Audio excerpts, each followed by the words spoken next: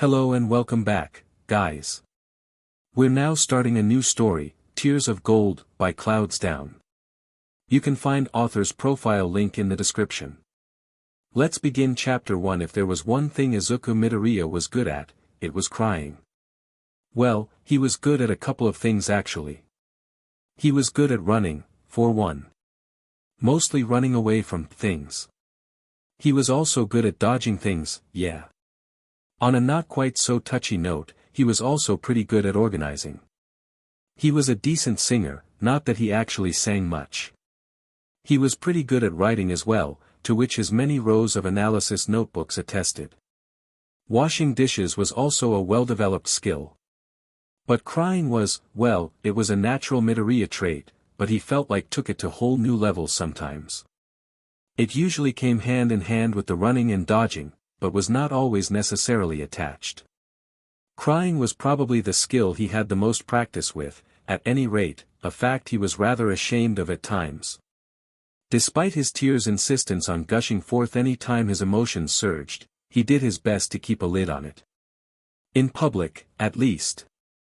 Izuku slowly pulled off his shirt, hissing as the fabric scraped against raw skin. He dropped it on the bathroom floor, ignoring it as he began to examine his new collection of injuries. They were particularly bad today. Raw, bruised ribs. A scattering of small burns on his arms and shoulders, a larger one on his left collarbone. A scrape sat proudly on one freckled cheek, like a crown on his collection. His eyes burned as he looked up at his reflection in the water-splashed bathroom mirror. There were dark, bruised bags beneath his eyes, grime smeared on his face, and his already untamed green curls were in explosive disarray. He was a mess. A total mess. It would be hard to hide it this time. He turned the sink on to full blast. Misty particles swirled in the air as he crouched, rummaging around the cabinet beneath in search of the first aid kit. After grabbing it, he sat down heavily, leaning his back against the cool wall of the tub. He probably shouldn't leave the sink running like this, but it was the best way to ensure that nobody heard him. The hard lump in his throat made it hard to breathe as he applied the burn cream with shaking hands. He flinched at first contact, biting his lower lip in instinctive anticipation of pain. After a second he heaved a shaky sigh, some of the tension leaving his shoulders as the cool cream soothed his burning skin. Unfortunately there were no creams, pills, or ointments for the ache in his chest. He had to pause in the middle of his self-treatment, the famous Midoriya tears finally escaping down his cheeks alongside a wet, jolting sniff. It was always like a dam breaking. He could hold it back for a while, but as soon as the first shudder came, as soon as the pain in his chest shot down his arms and tingled in his fingertips, the wall broke, and he couldn't hold back the flood. Kacchan and his friends had caught him on his way home from school today. He'd been muttering about a recent villain fight during class, which had earned him a stern reprimand from his teacher and snickers from his classmates. At some point during his mutterings he must have said something about a hero, heroes, or his longing to be one, because that was the subject of the taunting and mocking statements Kacchan and his friends had thrown at him as they herded him into an alley after school. They'd gotten a little carried away. Usually he didn't have this many bruises and scrapes. Or burns. They usually just scattered his things and shoved him around a bit, which they did, but not exclusively. After appending the contents of his backpack all over the grimy pavement and shoving him against the wall, Kacchan had knocked him down and kicked him in the ribs. The others had added their own well-aimed kicks for good measure, laughing and strampling his papers and notebooks while he held back tears. They finally quit when a salaryman walking past had slowed down and given them suspicious looks. But he didn't step in. Didn't come to see if Izuku was okay. He just watched until the others began sauntering off, and then hurried on his way. That had hurt too. Izuku bit his fist in an effort to keep quiet. Mom should be home any time now, and he'd hate to make her worry after a long day at work, or at all, for that matter. And besides, if she knew he was crying, she'd ask him why, and even if he lied it would only take a hop, skip, and a jump for her to come up with theories, worryingly close to the mark theories, about what might have caused it. He was amazed he'd been able to fool her all these years at all. A wave of guilt smacked him, adding to the flow of tears. He shouldn't have lied to her. He shouldn't be lying to her. He was such a horrible son. But how could he tell her? How could he admit that for years and years he'd been bullied and hurt? That he hadn't confided in her. That Kacchan wasn't really his friend anymore. He bit his fist harder, almost breaking through the skin. And if he said anything about this, about what Kacchan and his friends did to him, he'd ruin Kacchan's chance at being a hero. And he couldn't do that. Kacchan was the best. And even if he wasn't so much now, he had been Izuku's friend once, before his quirk came in, and Izuku's didn't. No. He couldn't say anything. He wouldn't be able to live with himself knowing he was the reason Kacchan couldn't achieve his dream. Kacchan was so strong, so gifted, and he had the coolest quirk. He had to be a hero. Izuku would give anything to be one too. He sucked in a ragged breath, opening his tear-blurred eyes to stare down at his feet. There had never been a quirkless hero before. And everyone seemed to think there never would be one. But they had to be wrong, right? Sure, there was no precedent, and quirklessness was rare these days, but there had to be others like him out there, dreaming of a future everyone told them was out of their reach. Others like him striving to become a hero. He took another breath, scrubbing violently at his eyes to stem the flow of tears. Gritting his teeth, he finished tending his bruises and scrapes, then repacked the first aid kit and clambered to his feet. The water rushing from the faucet was nearly scalding by now, the steam rising through the air felt good on his puffy eyes and stuffed-up nose. He grabbed a washcloth from the cabinet, soaked it, and began slowly scrubbing his face. There.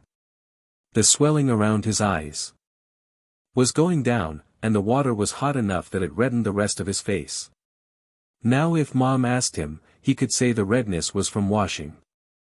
With one last glance in the mirror, he shut the water off. The sudden silence rushed in his ears and he resisted the urge to shake his head. Carefully, so as not to irritate his injuries, he pulled on one of his plain t-shirts, the one that said "T-shirt" on the front.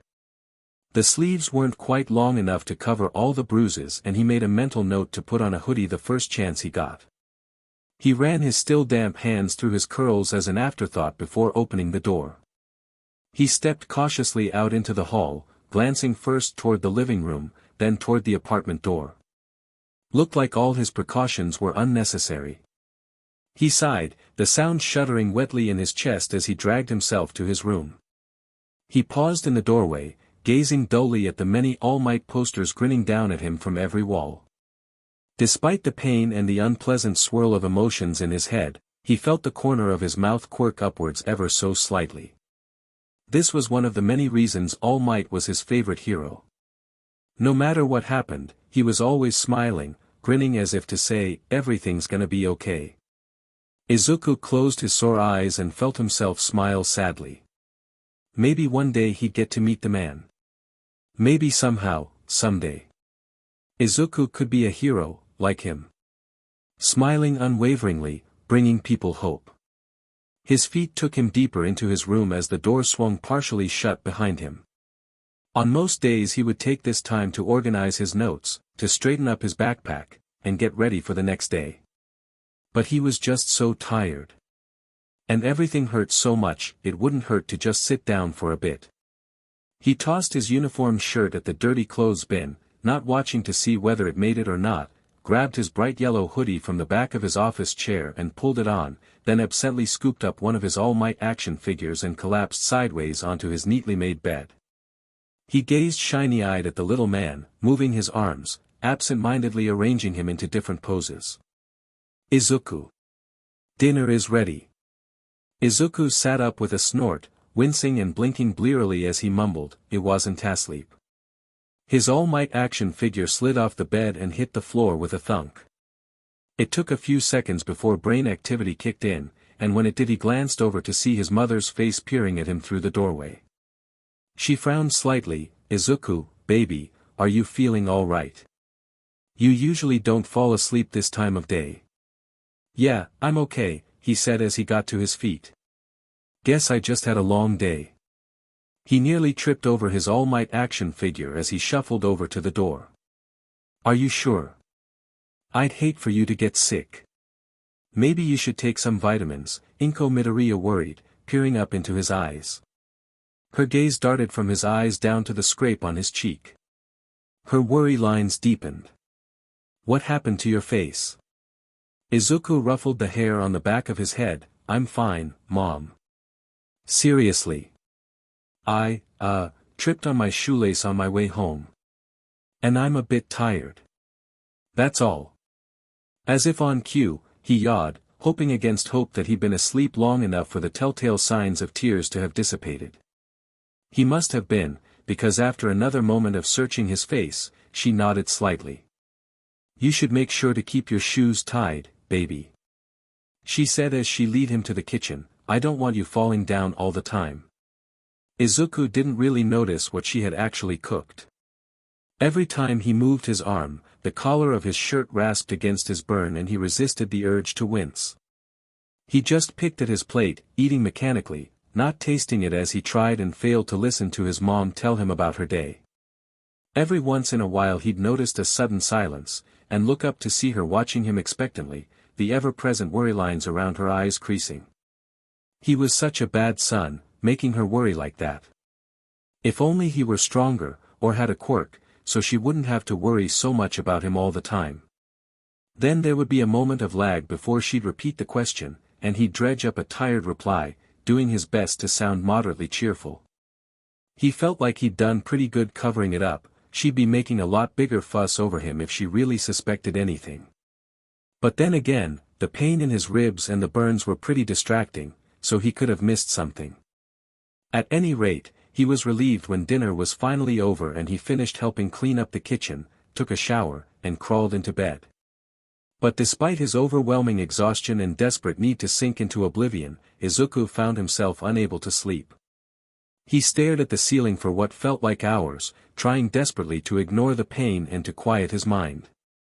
He tried rolling over, but gave up when the collar of his nightshirt rasped against the burn on his collarbone. The burn.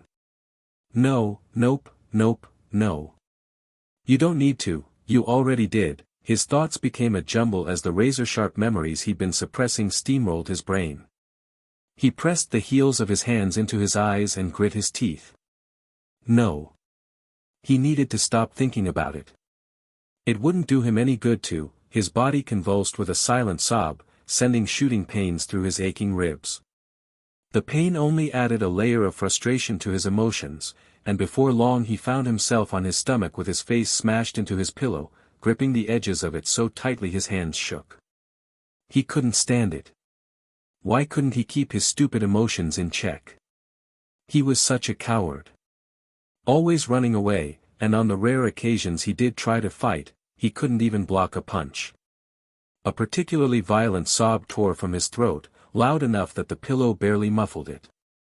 In the back of his mind he remembered that he needed to be quiet, but everything hurt so much and he just couldn't, especially with Kacchan and his friend's words echoing in his head. Maybe Kacchan was right. Maybe it really was hopeless. Maybe he'd never be a hero. He shuddered as the thought crossed his mind. Admitting that thought, even in the privacy of his own mind, felt like a punch in the guts.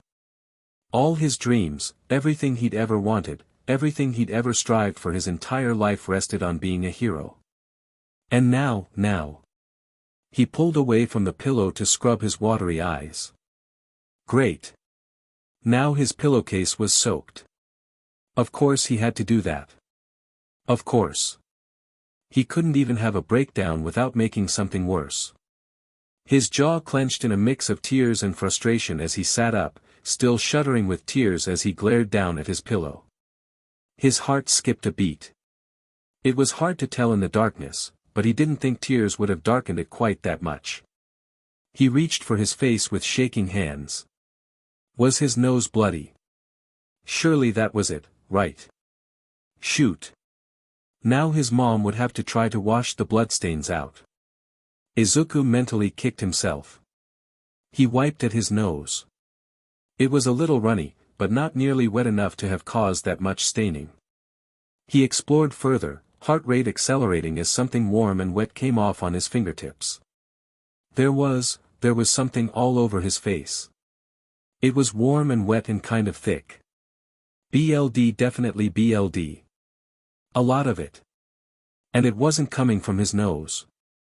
Izuku leapt to his feet and stumbled across the room, nearly tripping over his office chair before fumbling desperately along the wall in search of the light SWCH. He struggled for a moment, feeling more tears gush from his eyes when he finally found it and flipped it on. The sudden brightness was blinding. He blinked rapidly, his breath coming in sharp, ragged gasps as he stumbled back to his bed, eyes glued to his pillow, dreading what he'd see. For a second he stood there at the edge of his bed, staring dumbly down at it.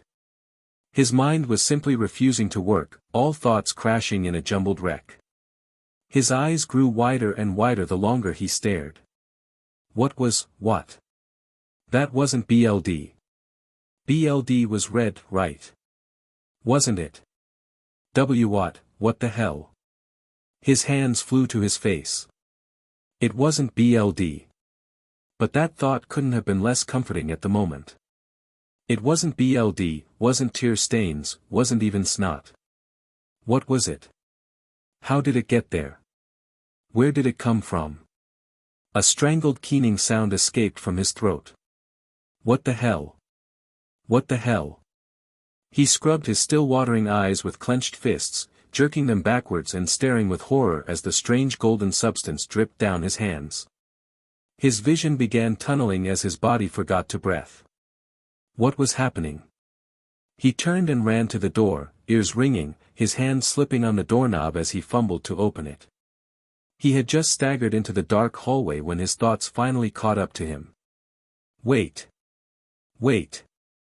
Izuku froze in the dark hallway, standing framed in the square of light pouring from his open door. In an instant he was oblivious to his panic, to his hammering heartbeat, to everything. All he could do was stare at the glistening gold substance coating his hands. He became acutely aware of the feeling of it drying on his skin and on his face. It felt odd, and yet, somehow, completely natural. He turned his hands over, watching a few drops forming on the edges of his hand before dropping onto the hardwood floor by his feet. Was this had to be. His mother's bedroom door burst open with a bang, making him jump. Her face was alight with panic as she hurried into the hall, clutching a baseball bat in her shaking hands. Izuku. She squeaked, what happened? What's wrong? What's that stuff all over your face? Izuku's eyes felt big enough to swallow the moon as he dropped his gaze from her frightened face to his gold-coated hands. Mom. He whispered in a choked voice. Mom, I think. He looked up into her eyes, fresh, hot tears beginning to stream from his own as a smile stretched across his face. Mom, I think I have a quirk. Chapter 2. Izuku couldn't suppress the smile that stretched across his face as he sat at the table while his mom bustled about the kitchen making tea. He'd never imagined it was possible to have this much energy at 1 a.m, but here he was. He was just vibrating with energy. He brushed his fingertips across his freckled cheeks, feeling the gold flake off as it dried and his irrepressible grin cracked it. This couldn't be happening, though, could it? It was just too weird. Too impossible. There was no way he could just randomly develop a quirk so late into life, right? And it was such a weird quirk, too. Dread suddenly swept over him. Oh no. This was a dream, wasn't it? This was just his imagination trying to give him comfort after the horrible day he'd had or something. He turned toward the kitchen, opening his mouth to ask his mom if it was just a dream when the collar of his nightshirt rubbed against his recently acquired burn. It hurt. Badly. So it was real, then. He wasn't dreaming. No, Izuku, you're not dreaming, Inko said quietly, setting out teacups and pouring him a drink with a soft smile on her face. He must have said that out loud. He stared down at his steaming cup of tea. It was real. This was real. I didn't think it was possible to develop a quirk this old. He burst out, gesturing randomly, feeling the grin crawl back onto his gold-coated face. Flakes sloughed off with the movement, the tiny sparkles falling slowly through the air and landing in his tea. He didn't even notice. I mean, I'd always hoped that it was possible, I always dreamed that one day I might get one. And then I did. I got one. I mean, sure, it's kind of a weird one, and I don't really know what it even is, but still. I have a quirk. I just can't believe it. I'm not quirkless, Mom. I'm not quirkless. His eyes blurred with tears, but this time from elation. He could feel the streaks of gold spilling down his cheeks. This was real. He wasn't just a useless Deku anymore. I know, Izu. It's just wonderful. Inko said, tears glistening in her eyes as she rested her hand on Izuku's. They sat that way for a while, Izuku lost in his own mind, dripping gold all over his pajamas, only tethered to reality by his mom's warm hand. He couldn't care less that his ribs hurt, didn't even notice the hot pain from the burn Kacchan had given him, didn't even care that he'd been beaten up earlier that day. His mind was just a jumble of happiness and disbelief. After a while, the feeling of his mom's soft fingers rubbing circles on the back of his hand brought him back down to earth. Izuku pulled his sleeve tight with his free hand and rubbed his eyes with the back of his arm. He hiccuped slightly, shaking his head. I don't even know what my quirk is good for, but I just can't believe. I wonder if that's just the color, or if it's actually something completely different. Is it actually gold? That could be useful, like I could, make things with it. Not anything major or even, useful, but I can make something. He mopped his face with his sleeve as his mom squeezed his hand harder. I wonder if I can increase the output. Or maybe even change the type of metal. If it is metal, anyway. I wonder if what I'm crying about has some effect on it. Or maybe what emotion I'm feeling. His fingers twitched, itching for his notebook. He had a quirk of his own to analyze. No one could accuse him of being a creepy stalker this time.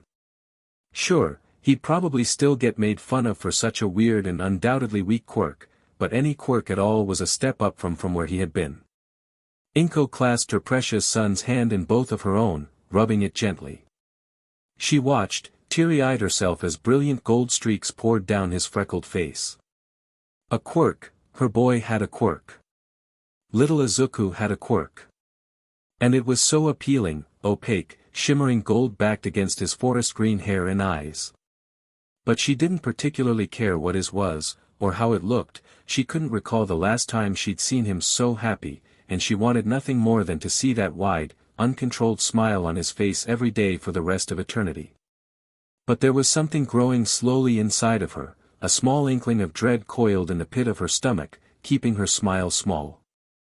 She hated herself for worrying about it, about the thing he'd always dreamed of and she herself by extension. But in the back of her mind she knew that it wasn't going to be all he thought it would be. Obviously, it wasn't the kind of quirk that could make him a hero, she was also ashamed of her relief about that, but even so. If his tears were actually gold. Inko shuddered. She looked up from his hand as he started muttering to himself, already picking apart his power. That rare, precious grin would be the death of her. She needed to talk to him. She needed to tell him about her concerns. It wasn't just her normal worry this time. This time she knew. Despite the fact that he insisted that everything was fine, she was suspicious that he wasn't treated well at school. Whether it was the students or the teachers or both, she didn't know. It couldn't be too bad though, or Izuku would have told her about it. She hoped. The main thing was that she knew he struggled because people knew he was quirkless, and they treated him differently for it. She was even suspicious that that was the reason Hisashi had been so keen to take a job overseas. She had felt so guilty about that her whole life, even though she knew it wasn't her fault, or Izuku's, or anyone else's. And if he was being treated badly, and he suddenly turned up with a quirk that could produce a valuable substance, then they might start being nice to him. Conditioning him. Using him, even. And if she tried to stop it, Izuku might think she was trying to keep him from having friends and then he would be angry with her and then what would she do? Calm down. She needed to calm down. None of that had happened yet. It was all in her head. In fact, it might not ever happen, but it probably would. She noticed then that Izuku's sleeve was soaked with gold, and paused her gentle massaging for a moment to pull a box of tissues from the end table beside the couch, catching it neatly in her hand and handing it to Izuku. He took it gratefully, wadding up a handful and pressing it to his eyes. She needed to make a plan. She needed to talk to him. But it could wait. She could wait until tomorrow. For now, her Izuku was happy. How could she take that away from him? And so she just smiled, her eyelashes heavy, pushing back the conversation she was already rehearsing in her mind. She would wait until tomorrow. Then she would tell him. She had what was left of the night to prepare herself. Izuku was buzzing with energy despite his poor night's sleep. He'd ended up falling asleep on the couch in the early hours of the morning, watching cat videos on his mom's phone while she sat beside him. When he'd awoken that morning to the sound of the running shower, he'd been exhausted. Until he remembered he had a quirk. After that, it was as if gravity couldn't pull him down. Even the talk he'd had with his mother over breakfast barely put a damper on it. "Izuku, I need to talk to you about something," she had said, setting her chopsticks down on her plate and folding her hands. He glanced up from his egg, still chewing, then sat up straight. There was something in her eyes that warned against half-hearted listening. She set her neatly folded hands on the table, dropping her gaze with a sigh. "I know you're happy about finally having a quirk, Izuku, and I am too, but," she wrung her hands, "I don't want you to tell anyone about it. Not yet, at least." But Izuku started, a protest rising in his throat. But he stopped. It was completely unheard of to randomly develop a quirk, especially at his age. It would sound suspicious. Very suspicious, actually. They'd all think he'd been holding out on them all these years. And the kids at school, the teachers, especially, wouldn't believe him at all, not unless he showed them, and the idea of crying in front of everyone, well, he didn't want to think about that. He'd already been embarrassed in front of them enough in all his years at Aldera. But still, if they knew he wasn't quirkless, they'd stop hurting him, wouldn't they? Sure, the kids with weaker quirks got picked on a lot, but they weren't actively singled out. Not like him. Having a quirk could change his life.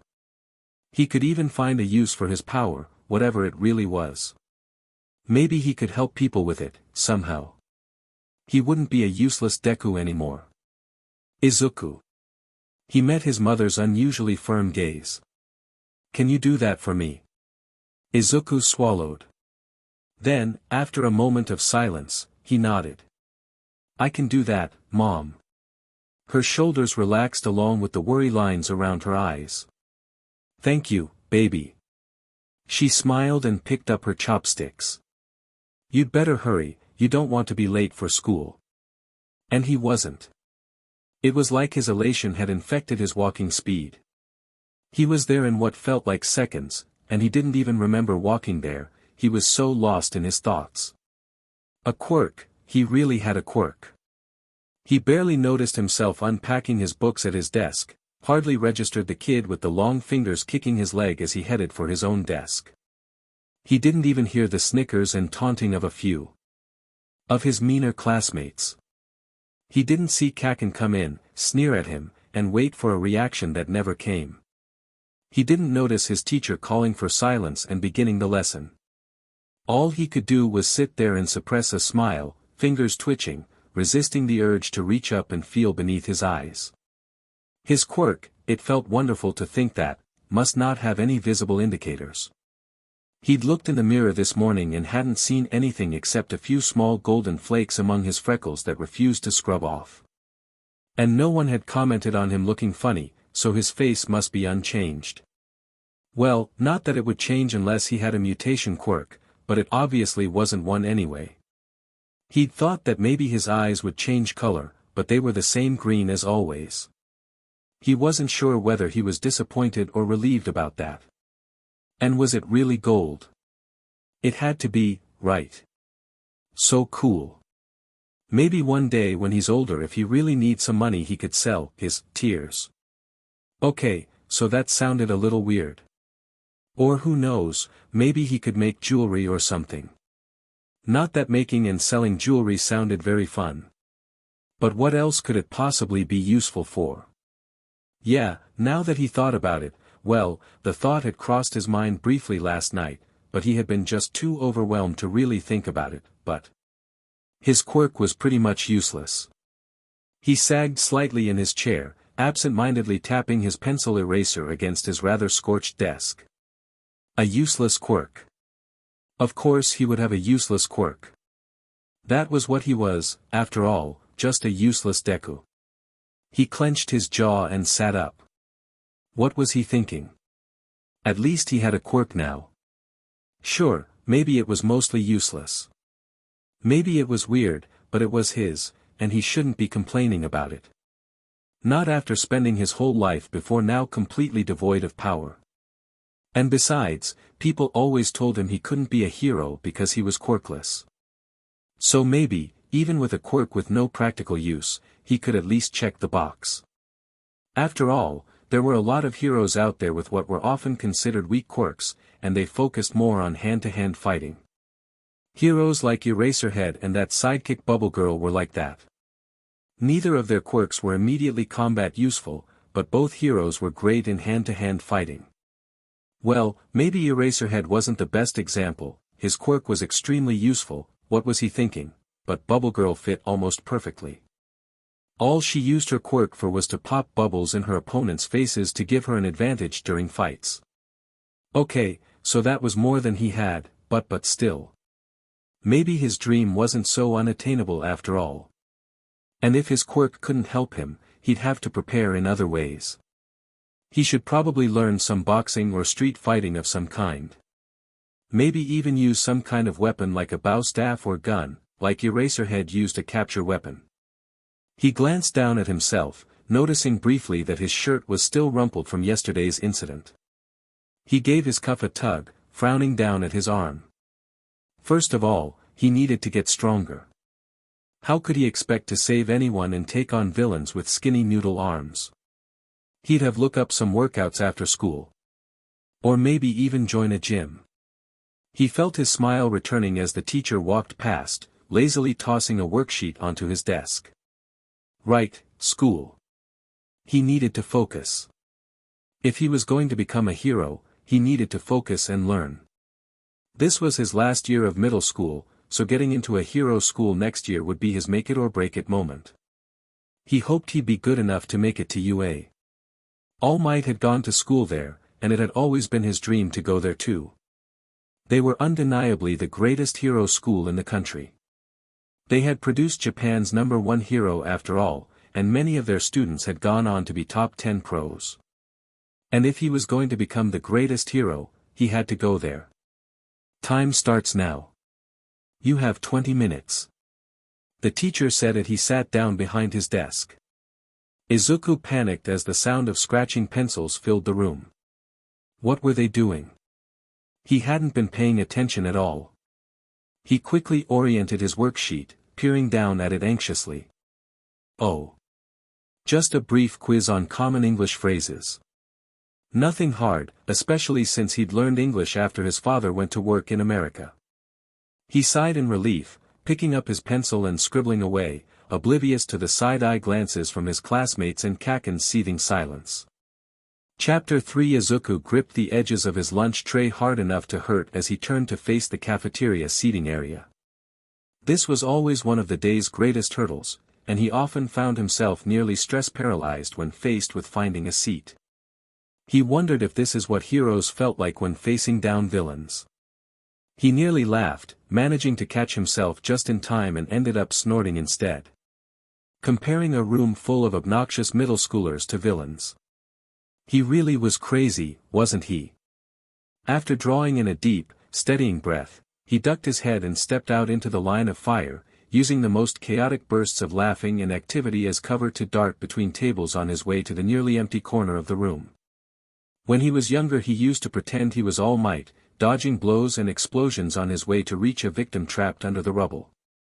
It had been a long time since he'd last done that, though. He'd learned that he needed to be vigilant, to make himself as unassuming and small as possible in order to avoid altercations.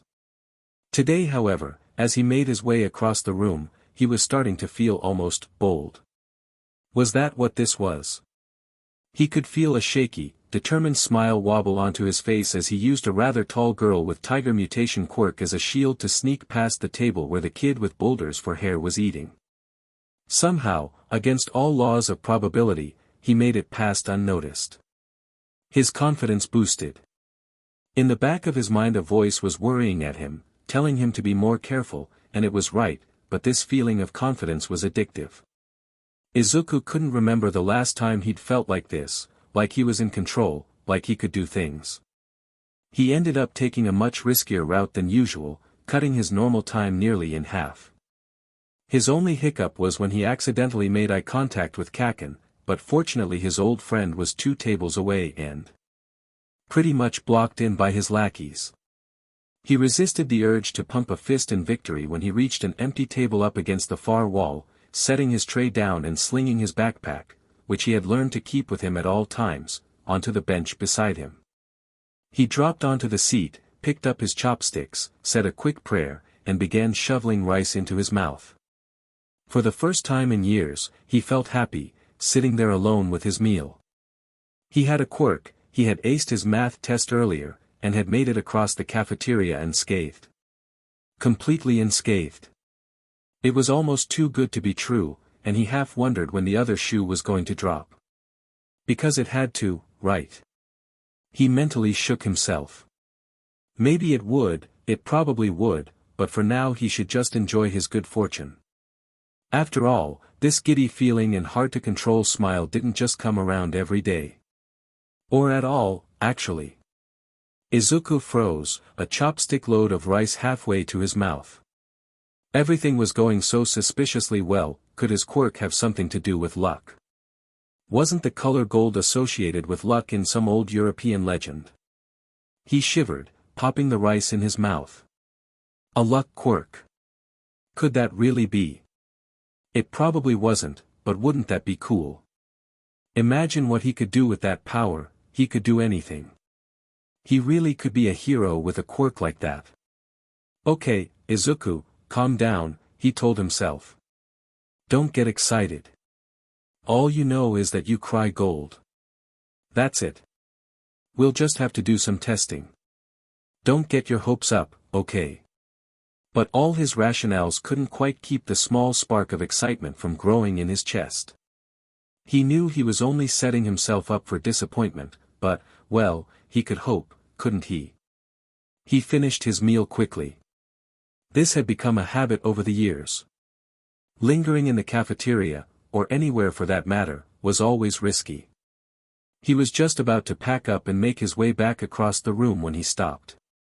No one had bothered him yet, and if he headed to class too soon, he'd probably get cornered or picked on anyway. He sat back down, pushing his tray to the side. After doing a quick scan to ensure nobody was headed his way, he unlocked his phone. He sat there for a moment before opening his browser and searching for workout tips. If he did in fact have a luck quirk, he might not even need this, but he was determined to be as prepared as possible. It would be dumb not to. Most of the results at the top of the page were just gym membership websites, but he wasn't sure if he was ready for that yet. Plus it would cost money, and he didn't have a lot to throw around. And there was no way he was going to ask Mom to pay for it, she worked hard enough for their meager income. He scrolled down, glancing around every once in a while, until he found a promising link. He clicked on it and scanned a few lines. He was 3 websites in and felt like a plan was beginning to solidify in his head when he happened to glance at the clock in the corner of his screen. His stomach lurched. Lunch was almost over already. He needed to get out of here. He scrambled to his feet, pocketing his phone, nearly dropping it in the process, and swinging his backpack onto his shoulders. He winced as it rubbed his burn, then grabbed his tray and faced the room. Oh no! Students were standing up, milling around, chatting, taking their trays to the counter and generally heading out of the room. CRP. He should have paid better attention. There was no way he could get out unnoticed now. He swallowed painfully, steeling himself before plunging forward. He had taken about 3 steps when the thought struck him. This could be his first test to see if he really did have a luck quirk. After another moment of hesitation he squared his shoulders, shook his head slightly, and strode into the crowd. He sidestepped, sliding between a couple of students, weaving his way through the crowd somehow, impossibly, without being called out, tripped, or with any food in his hair. With each step he took, he felt his confidence growing. Could this really be? Was this really happening? Another smile was splitting his face as he set his tray on top of the stack and turned toward the door.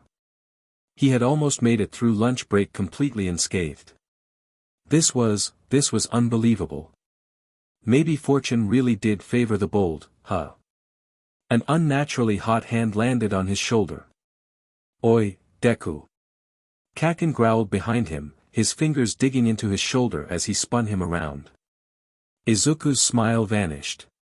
Oh, hi Kacchan.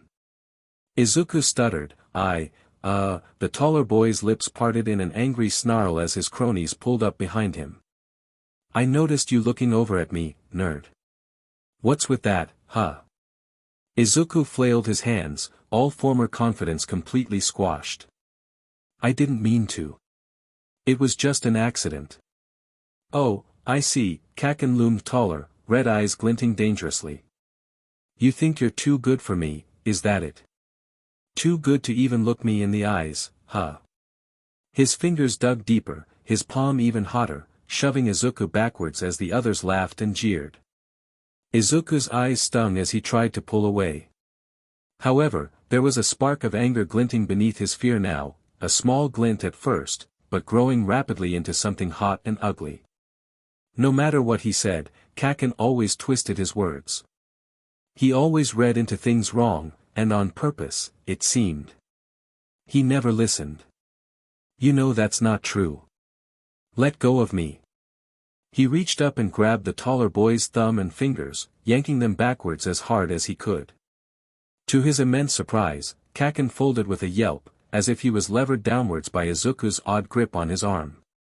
Both were too shocked to react for a second. Even the other boys stood wide-eyed and speechless, their eyes bulging as if Izuku had suddenly sprouted a second head. What had he just, did he, what the hell, you DMN nerd? Kacchan snarled as he ripped his hand free and leapt to his feet. He massaged his wrist for a second, red eyes flashing with rage. How dare you? Small explosions were now forming in his palms. You're gonna pay for, Izuku was out the doors and halfway down the hall before Kacchan could finish his sentence. Okay, so this was the true test now. If he survived the school day, he definitely had a luck quirk. Inko was up to her elbows in warm, soapy water, a slight crease in her brows as she scrubbed the gold from Izuku's pajama top. His pillowcase was beyond help and she had decided. Spending money on a new one was preferable to trying to salvage it. She pulled the sleeve taut, scrubbing with a vengeance for a few seconds before stopping. She sighed, watching as the appealing gold substance swirled in the kitchen sink. She had taken the day off of work, she was just too rattled after last night's excitement. She had hoped Izuku would stay home from school as well, but the advent of his quirk seemed to have lit a fire underneath him. Hopefully he would remember to keep it a secret. Of course he would, what was she thinking? He had told her he would, and Izuku always kept his word. He was such a good boy. She didn't deserve him. Her fingers were as wrinkled as prunes by the time she managed to get at least most of the gold out of his shirt, and she unplugging the drain with another sigh as she wrung the excess water out of the soft fabric. The sink gargled itself empty, a few streaks of gold adorning the bottom. It was an unusually cold spring day, so she ended up hanging the wet nightshirt on the curtain rod in the bathroom instead of on the balcony. That task done, she walked back into the living room, pausing in the middle of it and glancing around at the usual disarray. She just couldn't believe it, Izuku actually had a quirk, and after all these years. All these years of watching him put on a brave face, hold back tears, and face the world without one. He had done such an amazing job, she was so proud of him. And now he had one. She wouldn't have to pause outside his door at night, listening to him cry himself to sleep, knowing there was nothing she could say or do to help him. Yesterday's Inko would have been guiltily relieved that he had developed a weak quirk instead of a flashy, dangerous one that could make him a hero. But now, she very much wished the opposite. She had no doubt that, even if this hadn't happened, he would have still tried to become a hero, but, oh, any quirk would have been better than this. And now she'd have to decide whether to tell Hisashi about it or not. She knew he'd left them, even though the company sending him overseas was his excuse. And if he was still the man of 10 years ago, she didn't know if she cared for the idea of him coming home and being around Izuku now that he had something potentially valuable to offer. Potentially valuable. Right. That's what she was going to do. Putting these thoughts aside, she grabbed a knife from the cutlery drawer and hurried to the table where they'd sat last night. There were several drops of the stuff on it and she wasted no time in scraping them off, taking care not to scratch the table. She slipped the gold drops into a plastic bag, collected her jacket and purse, and headed out the door. The train ride to the jeweler's was longer than she liked, but this was the place where she'd had her grandmother's earrings repaired a few years back, and she had been impressed with their service. Plus, she felt better about being seen going to and from a jewelry store in the good part of town where ruffians were less likely to notice. A small chime sounded as she pushed open the door of the quiet, elegant shop. She clutched her purse in both hands, she always felt out of place at well-to-do establishments like this. A tall, slender young man in a modest gray suit looked up from his task behind the main counter. "Hello, ma'am, how can I help you?" he asked, his eyes kindly. The only odd thing about him was that his hair seemed to be made entirely out of silvery leaves. If Izuku was with her he'd already be mumbling about all the things the man might be able to do with his quirk. "Oh, well," she walked over to him, digging out the plastic bag and holding it out to him. "I have something here which I think is gold, but I'm not sure. Is there a way you could test it?" The young man smiled, taking the bag from her. "Of course, ma'am. Many customers bring in old pieces of jewelry for us to test, although," he paused for a minute as he fished out one of the golden drops, "I don't think I've ever tested an unworked piece of metal before." "Oh, I'm so sorry, will that be a problem?" Inko worried, wringing her hands. "Not to worry, ma'am." He laughed, "It's no problem at all. Let me get my boss, her quirk is well suited for this." He set the bag down in front of her, then ducked out of sight behind a doorway. Inko took his moment of absence to glance around. Crisp, gray walls and sharp, white light, crystal-clear display cases showcasing extravagant pieces of jewelry, things she could never even dream of buying, not even with a year's pay. But she would much rather buy Izuku hero merchandise anyway. The young man returned, holding the door open for a much shorter silver-haired, middle-aged woman in a platinum-gray skirt suit. "The lady has some pieces of what she believes are gold to be tested, mother," he said, gesturing to the plastic bag resting on the glass table in front of Inko. She was his mother, then. The resemblance was striking, although he must have inherited his stature and his quirk from his father. Along with his cheeriness, if his mother's icy composure was anything to judge by. She didn't even acknowledge Inko as she settled a pair of black horn-rimmed glasses on her nose and picked up one of the gold drops, wrinkling her nose almost disdainfully at the little plastic bag. The young man gave Inko an apologetic smile.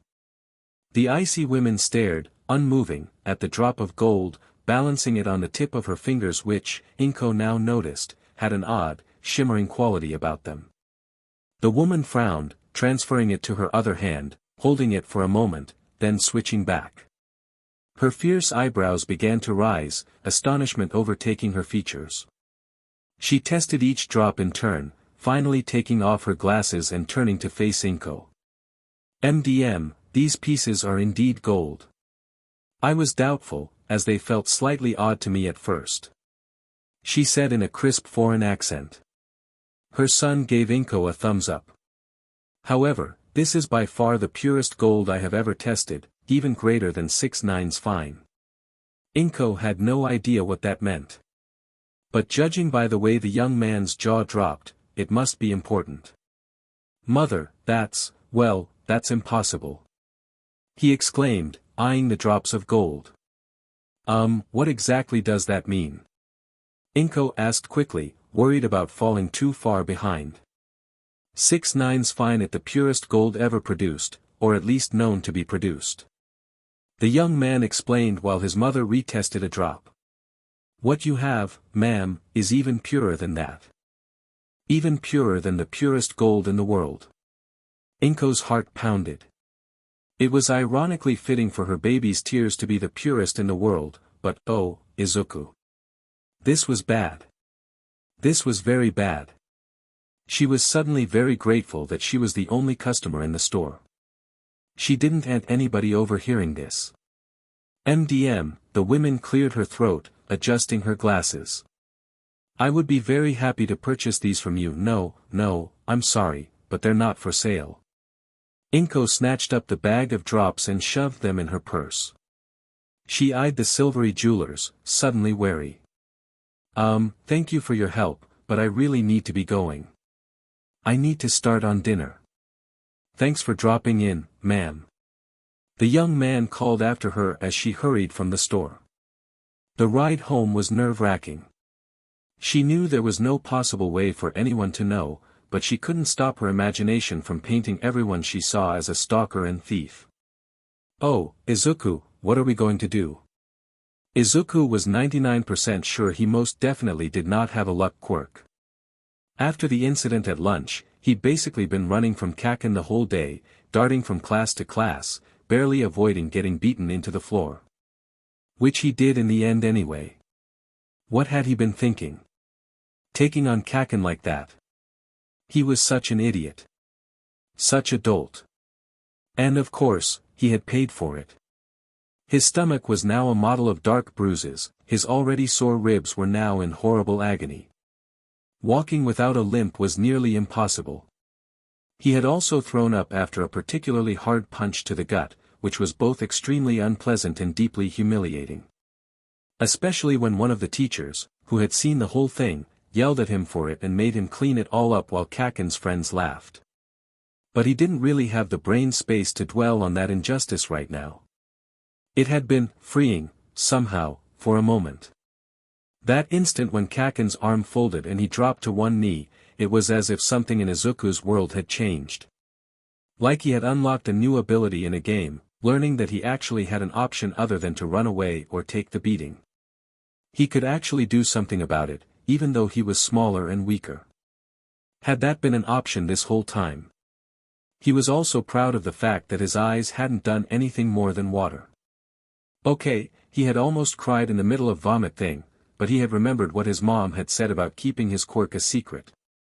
And how could he do that if he broke down in front of everyone? All in all, his day had been a 50-50 split between uncommonly good and over-the-top bad. So there was still a chance he had a luck quirk and that it had a time limit, but at this point he kind of felt like he was clinging on to a desperate hope instead of actually being rational about it. In the end, he was just thankful that the day was over, and that tomorrow was Saturday. He had a weekend to recover. And a quirk to analyze. A smile tried to quirk at his lips, but it just wasn't strong enough to force itself onto his face. Of course he was excited to have his own quirk, and of course he was excited to analyze it, but everything just hurt so bad. The walk home felt like it took forever, and he was completely spent by the time he reached the apartment building and climbed the steps to their level. He didn't even search the news for villain fights on his way home. He pushed open the apartment door and shuffled wearily inside. A wave of delicious scent wafted over him and he paused for a moment, taking in the comforting atmosphere. "I'm home, Mom," he called as he crouched to untie his shoes. The effort of bending down hurt like crazy. "Welcome home, baby." Her voice floated from the kitchen, almost drowned out by the clanking of dishes. Dinner's almost ready. Izuku stopped off in his room, dumping his backpack on the floor beside his bed. Taking off his school clothes was a painful endeavor, and he had to bite his fist to stifle a cry of pain when he pulled his undershirt off. He squeezed his eyes shut, tears of pain leaking from the corners as he tried to still his shaking. Finally, he forced himself to examine his bruised stomach. It was a mess. Yikes. He really didn't want to have to do this again, so he skipped the shirt altogether and pulled on his overlarge all-might hoodie instead. He'd much rather only have to take off one top, and this offered much more coverage than a t-shirt. After pulling on a pair of dark gray sweatpants, he wandered out into the hall, following the delicious smell to the kitchen. "Hi Mom," he said, sitting gingerly at the kitchen table. "Hi, Izuku baby," she replied, dishing something out onto plates, her back to him. "How was school today?" He shifted into a more comfortable position, propping his chin in his hands. "It was really good at first, but it just sort of went all wrong after lunch." "Oh, I'm so sorry to hear that," she said, turned to him then, a plate of food in her hands. "I guess it's a good thing I made Kacchan, then." Izuku couldn't help the smile that stretched across his face. Izuku glanced over at his alarm clock. It was almost midnight. He grunted, closing his internet browser on his phone and maneuvering himself into a sitting position. He plugged his phone in and turned off his lamp. He'd been searching random things since he went to bed, trying to figure out what he had done to Kacchan and if he could replicate it. According to what he'd read, he had done something similar to a wristlock, only much cruder. There were all sorts of things like what he had done, all revolving around control and manipulation instead of raw strength. It was perfect. Something combat-like that he actually had a chance at being able to do. Of course, it would work even better if he was stronger, but he needed on his strength anyway, so that was fine. There was one in particular where you grabbed your opponent's fingers just like he had, bend them back, catch your opponent's elbow and force their whole arm upwards, which would unbalance them and force them to the floor. He had done that, well, almost. But the point was that he had actually done it. And he could learn to do it better, in case he needed to do it again. He pulled his comforter up to his chin and closed his eyes, reaching up with one hand to touch the skin beneath them. He had fully expected to cry tonight, which would have given him the opportunity to examine his quirk in more detail, but he hadn't. His mom had made him feel so much better over the course of the evening, and his curiosity about what he'd done to Kacchan had completely overridden the thoughts of his bad afternoon. But Izuku wasn't complaining. And he didn't cry at all that night. Chapter 4. Izuku stretched, feeling his shoulders loosen. The cold wind blew his already wild hair back and forth, locks of dark green curls slapping him in the face every so often, but he couldn't bring himself to be annoyed. After all, the sun was out, he was out of the house, and the air was clean and fresh, blowing in from the sea. "Aren't you cold without a coat, Izuku baby?" Inko worried, her voice muffled from the scarf the lower half of her face was buried in. Izuku smiled, the air instantly chilling his teeth and making him snap his mouth shut again. Weirdly enough, he was barely cold at all, especially considering he had left the house in nothing but his signature red sneakers, a pair of dark jeans, and his oversized all-might hoodie. "No, I actually feel great," he answered, slowing his pace a little so she could keep up. He couldn't remember when exactly he'd gotten taller than her, but he certainly wasn't complaining. She hunched her shoulders as if trying to hide deeper inside of her thick coat. "Well, as long as you're sure. I would hate for you to catch a cold." He nodded as they rounded the corner and turned into a shop-lined street. It was busy despite the cold wind, people of all ages and with all different quirks shuffling along in oversized coats or darting from shop to shop, desperate to get out of the wind. The last few days had been spent in the house or at school, with Izuku madly trying to come to grips with the fact that he had a quirk like a real actual quirk, and Mom telling him about how she'd taken his tears to be tested and that they were real actual gold, and he just couldn't believe it, and all his mental mood swings from elation to confusion to disappointment and then back to elation and then back and forth and over and over. And then today he'd looked in the mirror, wondering how he'd managed to leave flecks of gold on his face even after vigorous scrubbing, only to realize with a shock that his quirk had developed a tell, his freckles had turned gold-colored, just like his tears. He'd freaked out over it, and finally Mom had enough, told him he was acting like he had cabin fever and had forced him to go on a walk. He hadn't wanted to go out. The idea of running into any of his classmates was nauseating, plus the fact that he looked like he had glitter sprinkled across his cheeks was slightly embarrassing. And then the realization had stuck him that he looked like he had glitter on his face. Permanent glitter. That would never come off. Everyone at school would see. Everyone would pick on him for it, and then Kacchan would ask him why it was there, and then he'd be coming to school every day like that and he would get suspicious and figure out he had a quirk, and then Mom had herded him out the door, hushing his borderline hysterical ramblings, and told him she had a plan. He'd immediately quieted, caught completely off guard and overwhelmed with curiosity. She didn't tell him what it was, though, despite him practically begging to know. She just hushed him, saying she'd explain when they got there. That had made him less than a little nervous. So now they were here, in this little shopline street. He could try to pretend otherwise, but going for a walk really had made him feel better. The sunlight and crisp wind was strangely invigorating and at the same time, calming. Mom crossed the narrow street, glancing around as she went. He followed out of habit, having already become distracted by the myriad of amazing quirks around him. There was a young woman, probably in her 20s, who had a pair of dusty brown wings on her back. Could she control her feathers individually like hawks could, or were they solid, more like an actual bird's wings than his? They were attached lower on her back than hawks as well. Did that improve her balance during flight, since she didn't have a tail? Oh, and there was a little boy over there who looked like he was levitating a bouncing ball. Did he have some sort of gravity manipulation, or could he control objects? If so, what was his limit? Could he only lift small things like that ball or maybe a teacup, or did he have the power to hold up a building? Imagine the kind of herd he'd make. He caught himself, realizing he was muttering when he almost ran into a mother and her daughter. "Oh. I'm so sorry."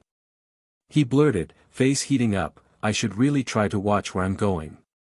"Yeah, you should," the woman said, frowning at him, taking her daughter's hand and walking purposefully around him. The little girl, who looked like an exact carbon copy of her mother, resisted, staring up into Izuku's eyes with an intense look of wonderment. Izuku gave her an awkward smile, unsure what to do. Hello. I love your sparkles." She practically shouted, pointing a round little finger at his face. He reached up to touch his face, remembering his golden freckles. Thank you." She gave him a wide grin and finally let her mother lead her away. He stood still for a moment, still vaguely lost, then hurried to catch up with his own mom. She was waiting for him several feet ahead, hiding a smile in her scarf.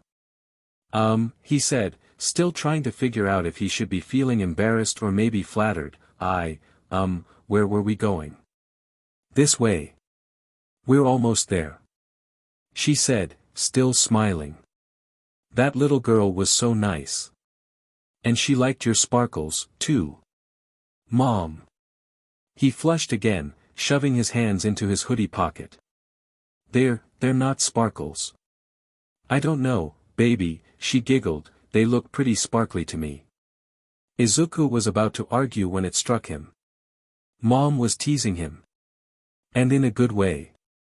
He couldn't remember the last time she teased him, or made casual jokes with him, or anything like that. She'd always been so worried and distant because of it, and if the price for this change was sparkliness, maybe he could deal with it. Actually, scratch that. He definitely couldn't deal with this. "Mom, is this a makeup store?"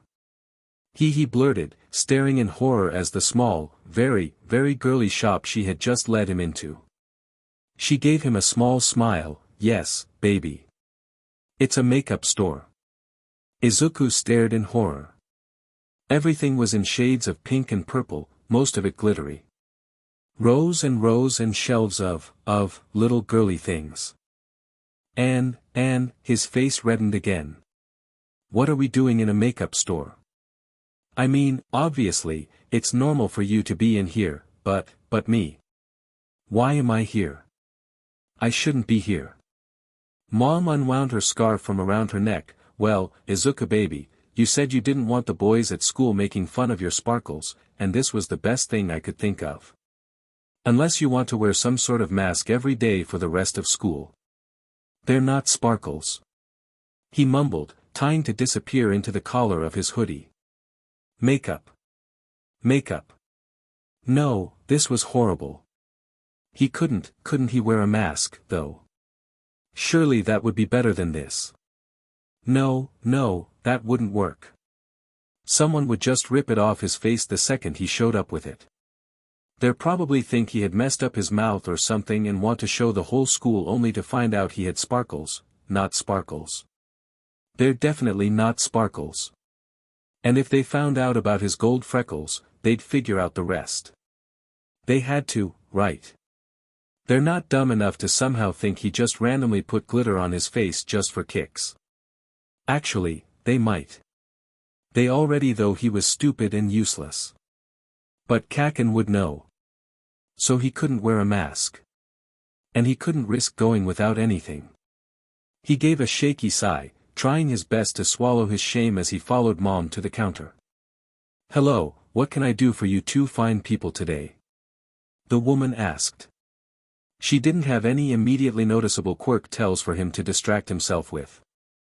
However, her long, dark hair was pulled into an extremely tight, shockingly smooth bun on the top of her head. Just looking at it was enough to give Izuku a headache. There was also an overpoweringly sweet aroma in the air, but he didn't know if that was her perfume or just the smell of the shop. Whatever it was, he could swear it was slowly killing him. Along with his shame. It was all working in tandem. Well, Mom began, I need something to cover up my son's freckles. He doesn't want to be made fun of at school. Sparkles, huh? She leaned forward, squinting, making Izuku lean away from her. Oh, but why would you want to cover them up? They're so pretty. And they go perfectly with your eyes. Such a handsome, sparkly young man. He was definitely dying now.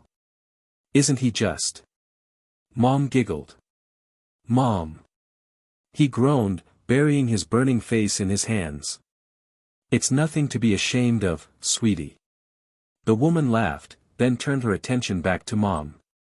So, are you thinking foundation or a spot fixer? His sparkles aren't terribly noticeable unless you look, or the light catches them. Oh, I really don't know. I don't know much about makeup. Mom replied, wringing her hands. Not to worry. That's what I'm here for, after all. The next half hour or so was pure agony. Most of the time he had no clue what was going on or what they were even saying, but he was terrified of falling behind for fear of what would happen to him. He fell behind anyway, though, despite his best efforts. All he could do was follow them around, keep his head down, and suffer through having literal makeup tested on his skin. It was, well. He felt shell-shocked when they finally stepped back out onto the cold, breezy street, armed now with a couple tubes of makeup and, most horrifyingly, sort of knowing what they were and how to actually use them. What just happened to me? He asked, staring numbly into empty space. Mom just laughed, you'll live, Izuku baby. Besides, this is to help you, remember. He ran a hand through his hair. I know, but, just, here. He handed her the shimmering pink plastic bag of shamefulness. Can you at least carry it? Please. Of course I can, she took it from him and the two headed off down the sidewalk. Izuku was so rattled that even geeking out over the quirks of the people around him couldn't break him out of it. He just walked along beside her, hunched like an emotional teen, which he supposed he was, actually. It was only when Mom came to a sudden stop that he looked up. They had just reached the corner of the street, and there didn't seem to be any reason why she had stopped moving. Confused, he looked at her. There was a slight frown on her face. What is it, Mom? he asked, a tingle of worry in his chest. Had he missed something while he was busy sulking? Was it important? Oh no, what, I was just thinking, baby, she said, rubbing her hands together for warmth and breaking off his thought spiral. We never really celebrated, well, you know what, so, well, would you like to go out to eat? It would also be to make up for your traumatic experience just now. Izuku's eyes widened. I'd love to. But, really, it's no big deal, and you already spent a bunch of money on that makeup, so you really don't have to. She shushed him, and once again he was floored by the hesitant smile on her face. It's okay. I want to take you out to eat. If it makes you feel better, I can call it an early birthday present. Does that sound good? He rubbed the back of his neck, shivering slightly as a gust of wind hit him. Yeah. That sounds good to me. Mom nodded, and with that, they turned around and headed back down the street. Katsuki shoved his hands in his pockets and scowled as he followed the old hag down the blustery street. Why'd they have to be out here? It was too cold for this. And besides, he was hungry. Oh, stop sulking, Katsuki. Mitsuki slapped the back of his head, making him snarl. If you'd stop blowing up your own backpack, we wouldn't have to be here at all. Hit me again and I'll blow your face off. Stop being such a brat. The other people on the sidewalk scurried out of the way of the pair of fighting blondes, eyeing them with obvious fear. That suited him just fine, the extras had better stay out of his path anyway. His eyebrows furrowed so hard it almost hurt as they strode into a nice little store. He growled. The niceness of it was making him even more angry. Grah. If it wasn't for that stupid Deku, he wouldn't have to be here at all. Ever since the nerd had gotten lucky with that oh-so-clever little move, he'd been acting out. Thinking he was better than he was. Not knowing his place anymore. Looking down on him with those annoying eyes. Stupid annoying Deku. And then today, the stupid nerd had given him the slip. He was due for a good thrashing and then like an absolute coward he'd run away. That was the only thing he could do without screwing it up, running. Coward. Well, Katsuki. The hag snapped. He glanced up at her, realizing he'd missed something. Well, what? He snapped back. Which backpack do you want? She repeated with an annoyed huff. He glared in the direction she was pointing.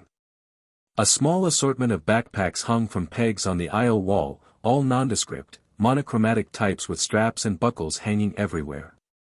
He crossed his arms. I don't like any of them. Mitsuki rolled her eyes. Well, I'm not buying you good ones anymore if you're just gonna blow them up every other week. Now which one do you want? The black one, he muttered, sinking into his beige scarf as the hag plucked the black backpack off the wall and headed to the checkout. The store was cold. Winter was cold. Why did it have to be cold? He hated the cold. The only thing that could make it worse would be seeing Deku walk by, perfectly comfortable and wearing something hero-themed, that stupid grin on his stupid face that Katsuki wanted to punch out of existence. No, that wouldn't be the worst. The worst would be the nerd enjoying the cold, wearing something hero-themed, grinning idiotically, taking notes on people's quirks and talking about being a hero and looking down on him with those stupid annoying eyes. It was even Deku's fault he was here. If the nerd hadn't gotten lucky today, he wouldn't have been so sad that he accidentally exploded his own backpack on the way home from school. Deku was nothing more than a pebble on Katsuki's path, so why did he keep getting in his shoe? In the middle of that thought, he stepped back out into the street, glowering as a blast of wind hit him. Are we finally done? He complained. The hag huffed in irritation. Yes, Katsuki, we're done. Now don't blow anything else up between here and home. He stomped after her, too cold and angry to argue. Like the backpack thing was even his fault. But would she listen? No. Would she understand if she even did listen? Hell no. He didn't know what could have possibly compelled him to look up, but when he did, his lips curled back into a snarl. Deku and Auntie Inko were sitting in a window booth at a ramen shop across the street. And Deku was smiling and wearing a stupid All Might hoodie on top of it. Literally the specific things he had listed. Stupid Deku. Katsuki felt his lips curl. That nerd better learn his place, and learn it quick. Or he was in for a world of pain. Chapter 5 Izuku examined his reflection in the mirror. It was pretty early in the morning, Mom wasn't even up yet.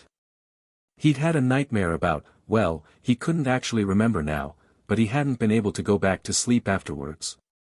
The first thing he'd done other than stare dully at the blinking green numbers on his alarm clock for half an hour was open his phone. Bright white light had seared his retinas, and even after the adaptive screen brightness had kicked in, his vision was just too blurry to make anything out. He'd wanted to do more research about wristlocks and to see if he could find any information on Quirk similar to his, but he had more than enough time to do that later. So instead, he was here, in the bathroom, squinting at his reflection. Should he try to get some practice concealing his spark, freckles? He probably should, but, well, he knew the theory of how to do it, but he didn't really feel comfortable trying on his own. Plus he'd probably end up wasting a bunch of the stuff, and he really didn't want to do that. He could ask Mom to help him once she woke up. Yeah. That's what he'd do. Instead, after a moment's hesitation, he pulled his nightshirt off. He winced, but nothing hurt nearly as bad as it used to. The bruises on his stomach were fading fast, thankfully. But that burn on his collarbone. A sigh escaped him, and he clapped his hands over his mouth, listening to the silence. Oh, what was he thinking? A sigh wouldn't wake Mom up, especially since he was 2 rooms away. He turned back to studying his reflection, ignoring the burns and bruises. There were his gold freckles. Was that his only tell? Hopefully. How would he hide it if his eyes or something changed? He wasn't quite comfortable with the idea of colored contacts, putting something onto his actual eyeball. No thanks. The edge of the sink was shockingly cold against his abs as he leaned forward, coming nose to nose with the glass, holding his breath to keep from fogging it up. He wanted to see his quirk in action again, but to do that, he had to cry, and he wasn't sad right now. Just a bit, well, irritable and bleary. What if he focused on feeling sad? That didn't sound very appealing. He'd have to relive memories of things he would really rather forget. And he'd spent too much time these last 10 years crying in the bathroom in the middle of the night anyway. But maybe if he wasn't crying because of the pain or loneliness it wouldn't be so bad. Like, couldn't some people cry on command? Like toddlers did to try and manipulate their parents. Could he teach himself to do that? That sounded kind of lame. What about chopping up an onion? That would make too much noise, though. Would it still be gold if his eyes watered? Or did it have to be tears generated specifically from the act of crying? He should try to test that sometime. Or now, if he could manage it. He scrubbed tiredly at his eyes with his fists. Then, against his better judgment, he shot a quick glance at the light bulb. Nope. Nope, he should definitely not do that. Definitely not. Nope. He felt his eyes water, which was the point even if the plan was idiotic, and he leaned forward again, trying to see his reflection past the superimposed image of the light bulb in his vision. By the time he could see again, however, his eyes were completely dry. So much for that, he muttered to himself. With a sigh, he pulled his shirt back on and switched the light off, making a mental note never to try and activate his quirk by potentially damaging his vision again. He was such an idiot. He shuffled out into the dark hallway. Was it really here that, barely over a week ago, he had discovered his quirk? It felt so surreal now. He shook his head and slipped back into his bedroom. Well, what now? The smart thing to do would be to go back to sleep, since it was a school day and that meant lots of stress and running and potentially injuries. He glanced at his clock. It was 5:30. He'd be getting up in about an hour anyway. Well, now was as good as ever to start his Get Fit for UA plan, which he had meant to start days ago but had become too distracted to actually begin. Over the course of the week, whenever his mind wasn't occupied with his new quirk, the advent of his quirk tell, or survival, he'd been putting together a plan. Lots of stretching would be in order, that was for sure. Since he didn't have the strongest build, nor a combative quirk, flexibility and limberness would be traits he couldn't do without. After that, workouts to increase his overall strength since, once again, he'd be fighting quirkless, and he needed every advantage he could get. He turned on his lamp with a soft click, then sat on the edge of his bed, phone in hand. He scrolled back through the websites he'd read through before, refreshing his memory. Okay, so he really needed to focus on his core strength, but really, well, he needed to work on everything. Man, he should have probably been spending his free afternoons getting stronger instead of geeking out over new heroes and their quirks all these years. He shook his head and turned off his phone. It was too late to change the past, but he'd better get to work now if he actually wanted a chance at this. After all, the UA entrance exam couldn't just be a written test like a normal school's, right? They were scouting for future heroes, so they would probably want to at least see what their potential future students could actually do. Which meant Izuku had better be able to do something. Izuku's nose and cheeks felt weird. Really weird. Was this what girls went through every day? If so, they had his eternal sympathy. Mom tilted her head, examining his face. She'd spent the last 15 minutes blotting out his sparkles, freckles, doing her best to make them look like they used to, brown dots scattered over his skin. She tilted her head the other way, her dark green bangs shifting with gravity. Well, she said, you'll do, but we should try to get more practice at this. If anyone looks too closely, they might notice something is different. It's also hard to make it look right when your face is bright red. Sorry Mom, he stammered. This was just super embarrassing. Not that anybody but Mom would ever know, but still. And remember, Mom said as he got to his feet, grabbing his backpack off the floor. Try not to touch your face too much, you don't want to rub it off. He nodded, swallowing. Rub it off. He hadn't even thought of that. Mom smiled at him, the lines around her eyes crinkling. Then, to his surprise, she reached around him and pulled him into a hug. Izuku went ramrod stiff. Years of touching pain had ingrained the unfortunate response of freezing on contact, definitely not the best survival method. But this wasn't Kacchan, or anybody from school. This was Mom, and even though they hadn't been the closest, this past week had been opening his eyes to how much she really loved him. Gold almost ruined his artificial freckles as he hugged her back. Have a good day at school, baby, she murmured as she released him. His smile wobbled slightly, I'll try. He closed the door and headed down the stairs, a small smile quirking at his lips. Maybe today would be okay after all. His morning stretching and workout routine had actually made him feel really good, honestly, especially the stretching. His arms did feel a bit like jello, but that was just an indicator that he was doing what he needed to do, right? He'd been pretty disappointed in himself over the fact that he could barely manage 3 consecutive sit-ups, and don't even get him started on the push-ups. However, the workouts for his legs were surprisingly manageable. At first, he was sure he was doing them wrong, because there was no way a weakling like him could do them so effortlessly, but after watching a couple of videos, he was forced to believe that he might actually have a little bit of strength built up in his legs. Probably from all the running he was forced to do. Running. He was good at running. The realization had him with the force of a freight train. He was good at something. Well, other than crying and washing dishes and creeping people out with his notebooks, but still. There was something that would be useful for hero work that he could actually do. Izuku stumbled over the last step, barely managing to stop himself from face-planting on the floor. Not good. It might have messed up his face disguise.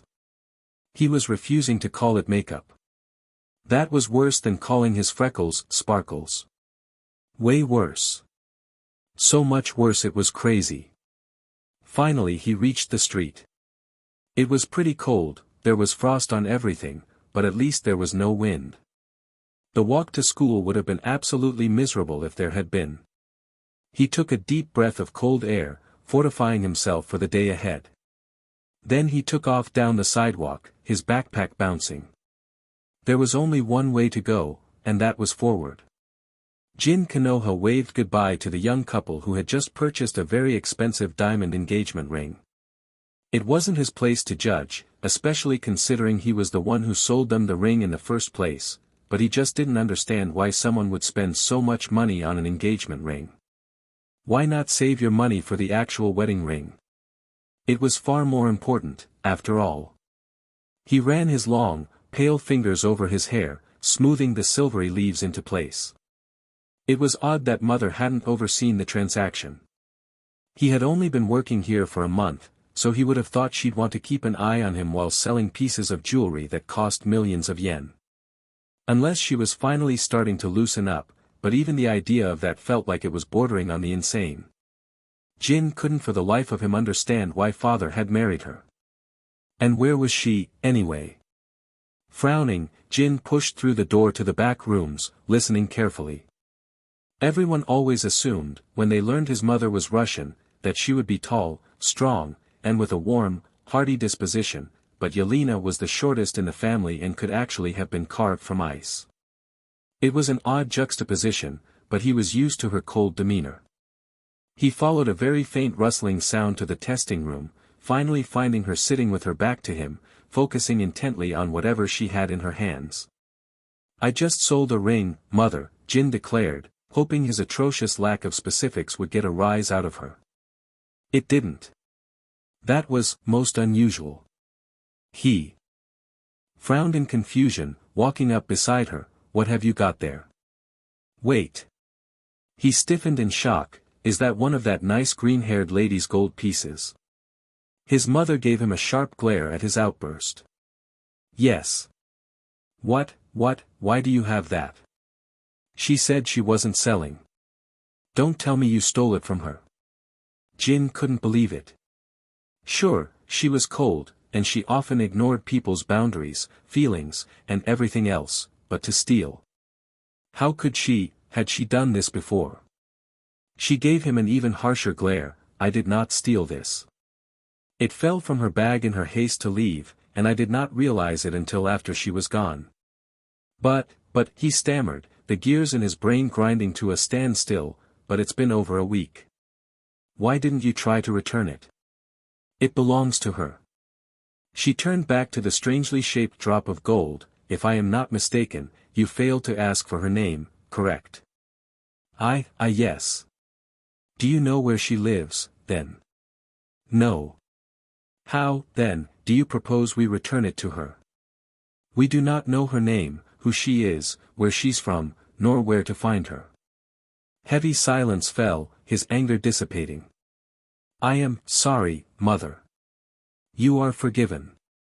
If she returns, we will give it to her, but judging by her reaction, I do not think she will." She turned the gold over in her shimmering fingers, her sharp gray eyebrows furrowing. Jin turned his attention to the gold, ashamed of his outburst. Had he really just accused his own mother of theft?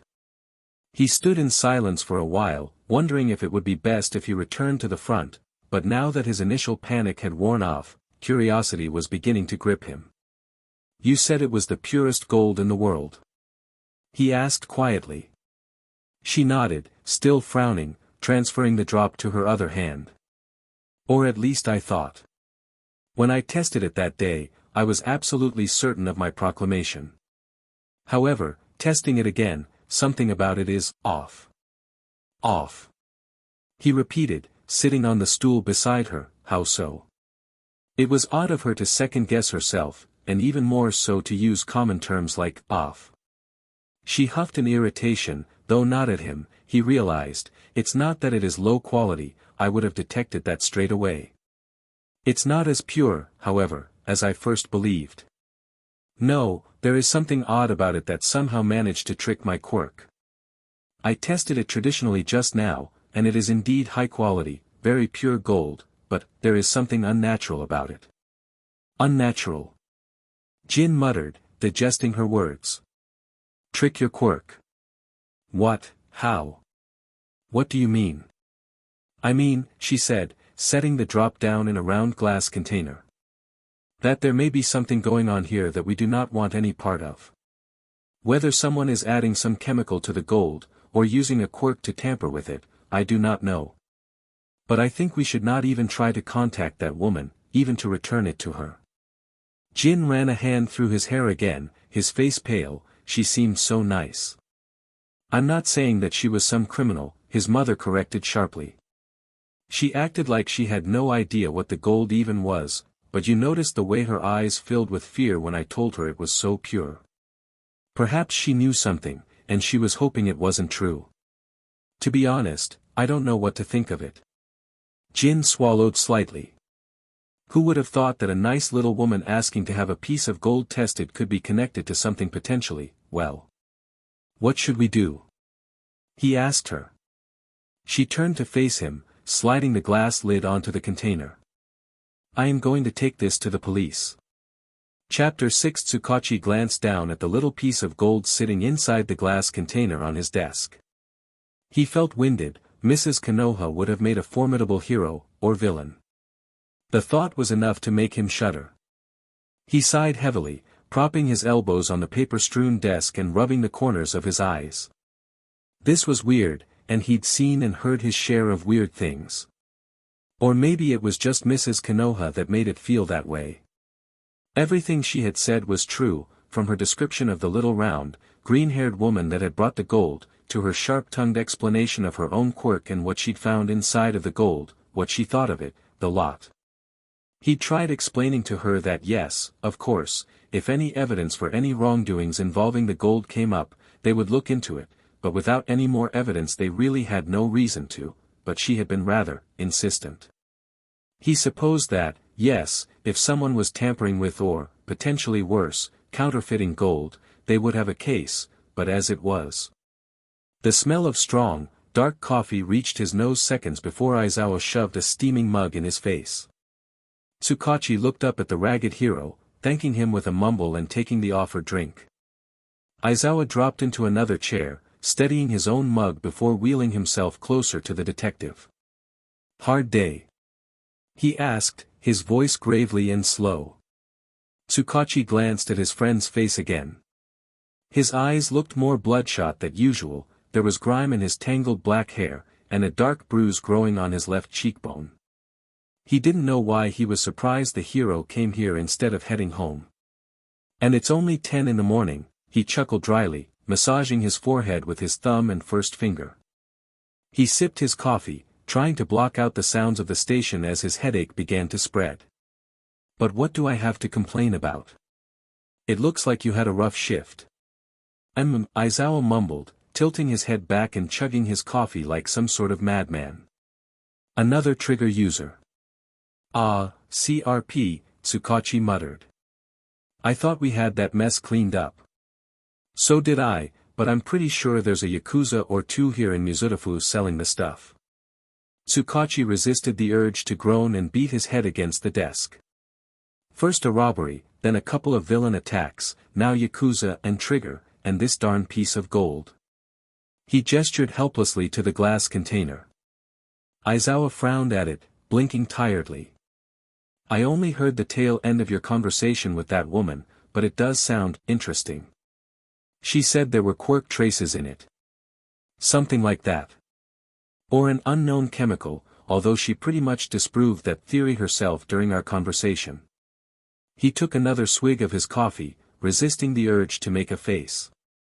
They pretty much stocked this stuff specifically for Eraserhead, but maybe they should spare the funds to invest in a better brand. Aizawa rolled his chair a little closer, and Tsukachi took the cue and handed him the container. He watched as the hero removed the lid, set it carefully in his lap, and picked up the gold piece. He turned it over a couple of times. It looks completely normal, other than its shape. It almost looks like it melted and dripped on something. He mumbled, setting it back in the container and handing it back to Tsukachi. My thoughts exactly. He nodded, setting it back on his desk. Anyway, it's low priority right now, although I'll have to take it to a forensics lab for further testing, if anything just to keep that woman off my back. But for now, paperwork. And for you, sleep. Aizawa glanced over at the stack of papers on his own desk. Sounds like a plan. He deadpanned before getting up and striding out of the station, mug still in his hand. Izuku couldn't believe it. He just couldn't believe it. Nobody noticed anything wrong with his face. Nobody said anything about it, nobody even stared at it. He must look normal. It had worked. It really worked. He didn't know why he was so surprised, but he was. He hadn't expected it to work. It was just his luck, you know. He would have walked into class, Kacchan would have glared at him and then said, "Oi, what's on your face, you DMN nerd?" Or even worse if he had somehow rubbed it off on his way to school, and then Kacchan would have said the same thing, only about his gold freckles, and then it would have all just gone to heck. But it hadn't. Well, Kacchan had sent him a murderous glare, but he hadn't said anything about, looked at, or in any way really acknowledged his face. Which was good, even though it kind of hurt, since Kacchan had been his friend once.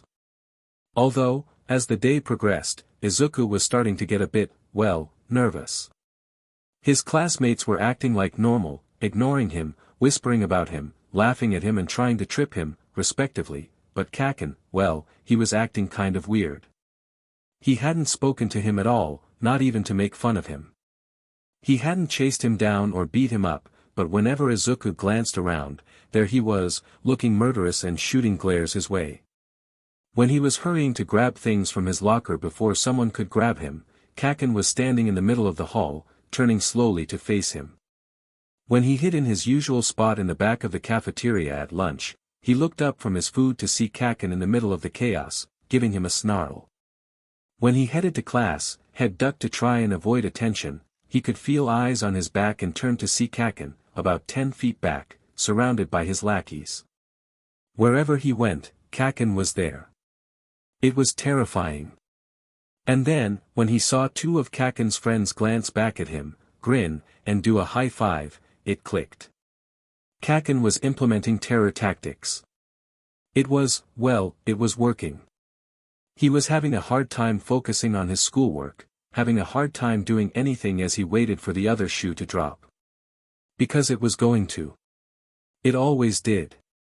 The question was when and why. Why had Kacchan decided to do it this way? It was out of character, which made it even more terrifying. Finally, after a long, tense, stressed-out day, he glanced at the clock. 5 more minutes. It had been a whole day without incident, major incident, so if it was going to happen, it would happen now. He began discreetly slipping his things into his backpack. Textbooks, notebooks, pencil case. He tucked his phone inside the extra shirt he always kept with him in case the one he was wearing got badly damaged and he needed to change before he got home so Mom wouldn't get suspicious. Slowly, as quietly as he could, he zipped the pockets and snapped the latches closed, wincing at the sound. He glanced up, but it seemed like nobody had noticed, not even the teacher. He would probably have stopped the lesson to give him a stern reprimand for disturbing everyone if he had. Izuku felt a flare of anger. So Kacchan's constant habit of exploding pencils during class didn't disturb them at all, but his every move did. The clock was counting down as the teacher rambled on, but Izuku wasn't paying attention anymore. He began to tense, one hand gripping the straps on his backpack with white knuckles. If he got caught and they did something to mess up his face disguise, it was over. He couldn't risk that. He promised Mom he'd keep it a secret, no matter how hard it might be.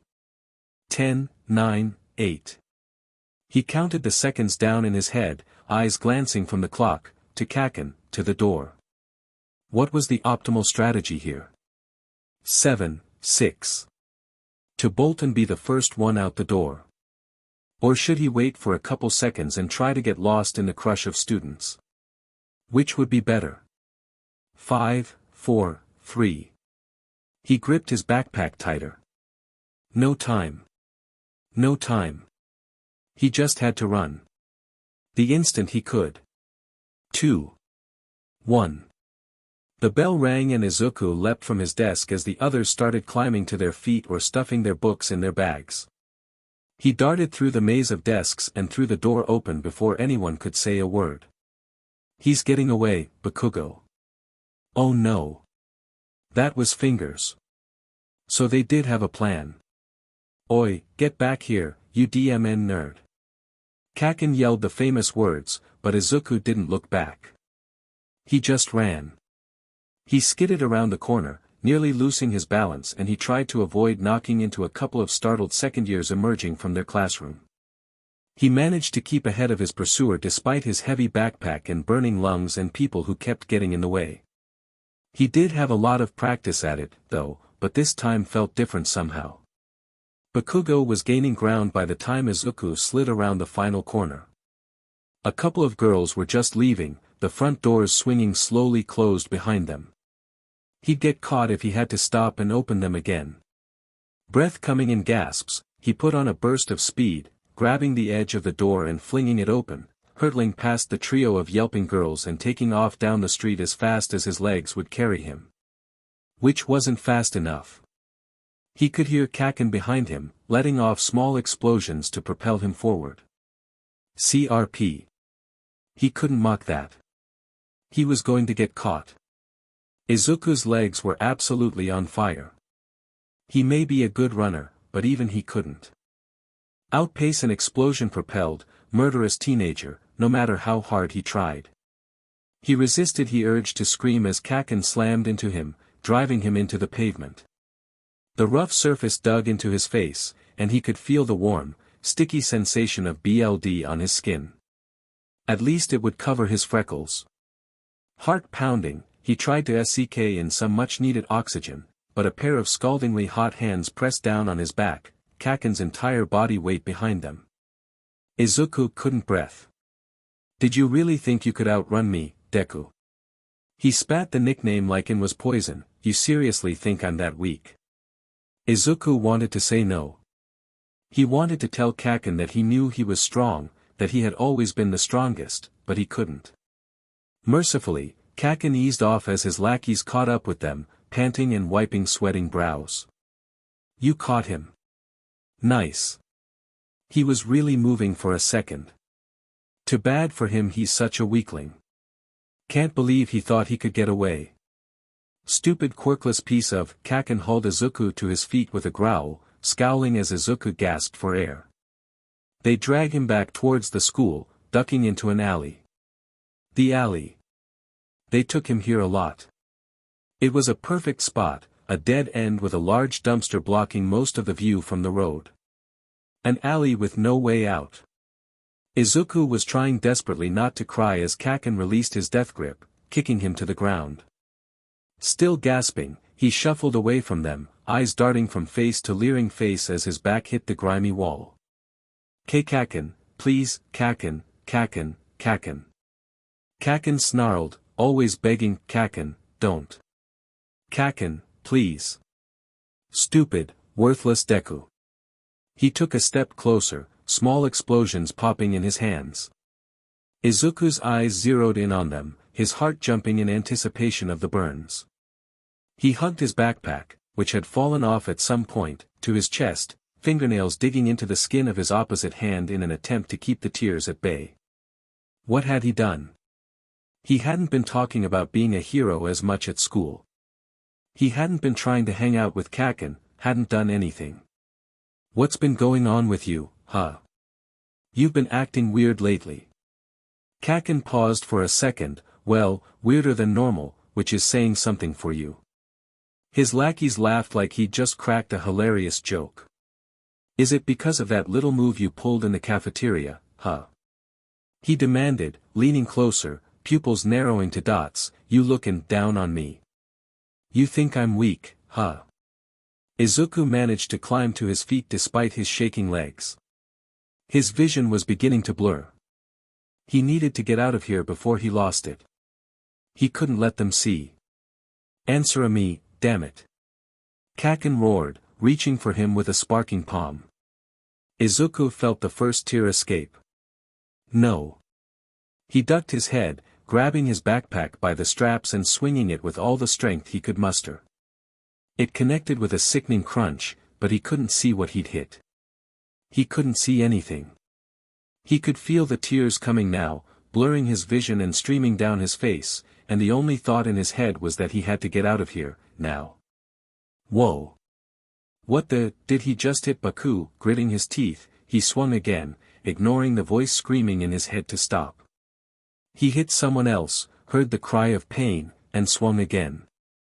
Someone swore and jumped backwards, making him miss, the momentum of his heavy backpack spinning him on the spot. His eyes widened slightly upon a realization, there was nobody blocking the exit. He dropped his backpack and took off running. He couldn't afford to be weighed down. He was crying. He had to run.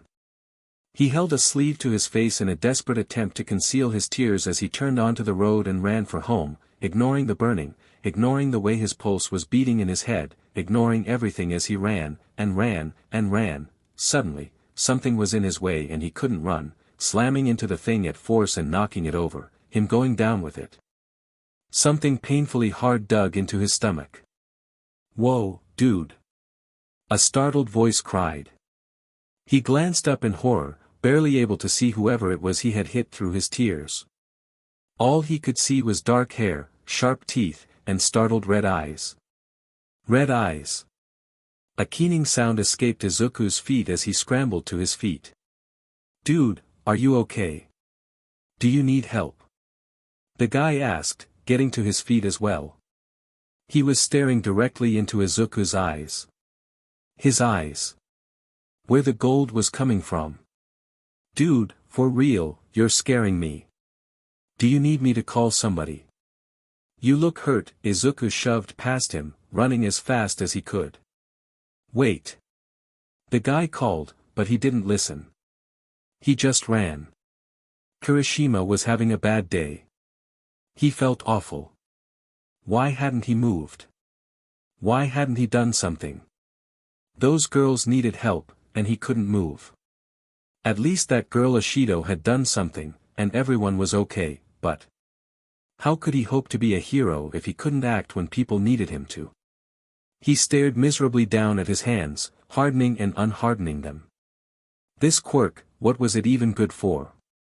It wasn't flashy or cool, it was a shield, and how could he shield people if he couldn't make himself move in front of them? His thoughts were beginning to stray to some pretty dark places when something rammed into him. Hard. He hardened on instinct as he hit the ground, something, or someone, landing on top of him. What the?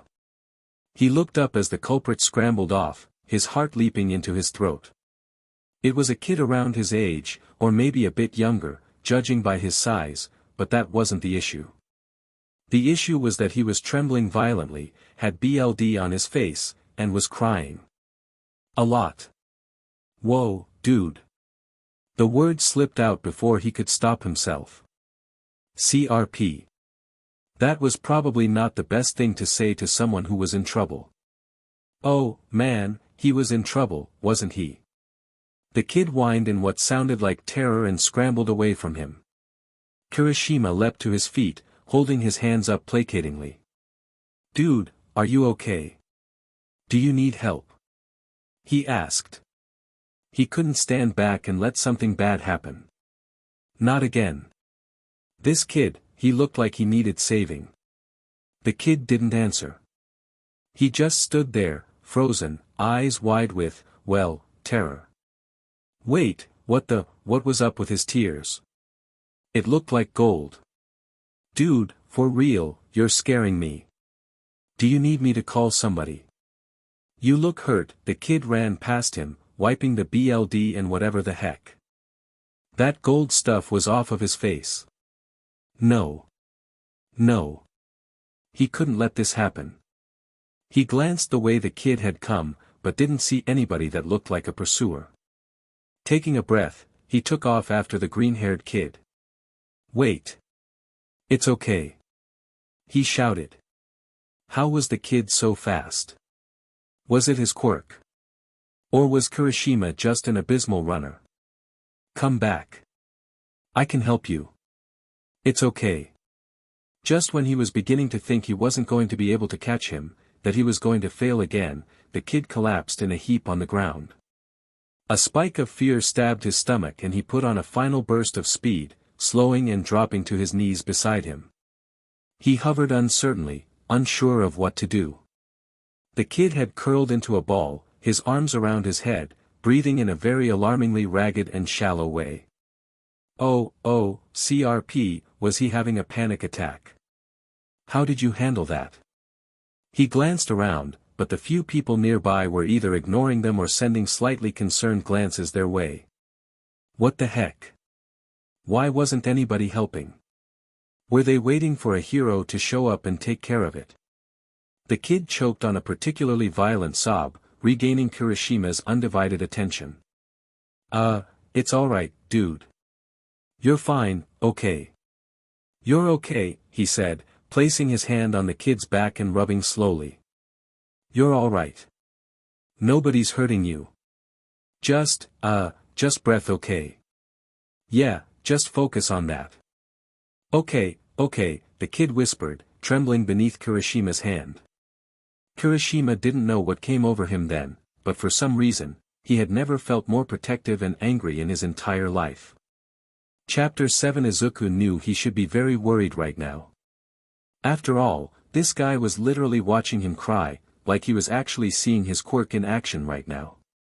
He tried to run, tried to disappear and be forgotten, but then his chest was abruptly racked with pain and he felt like he couldn't get enough air in his lungs.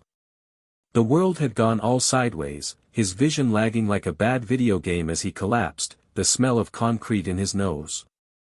He was hyperventilating by the time the guy, whoever he was, caught up with him, but he couldn't hear what he was saying over the roaring in his head.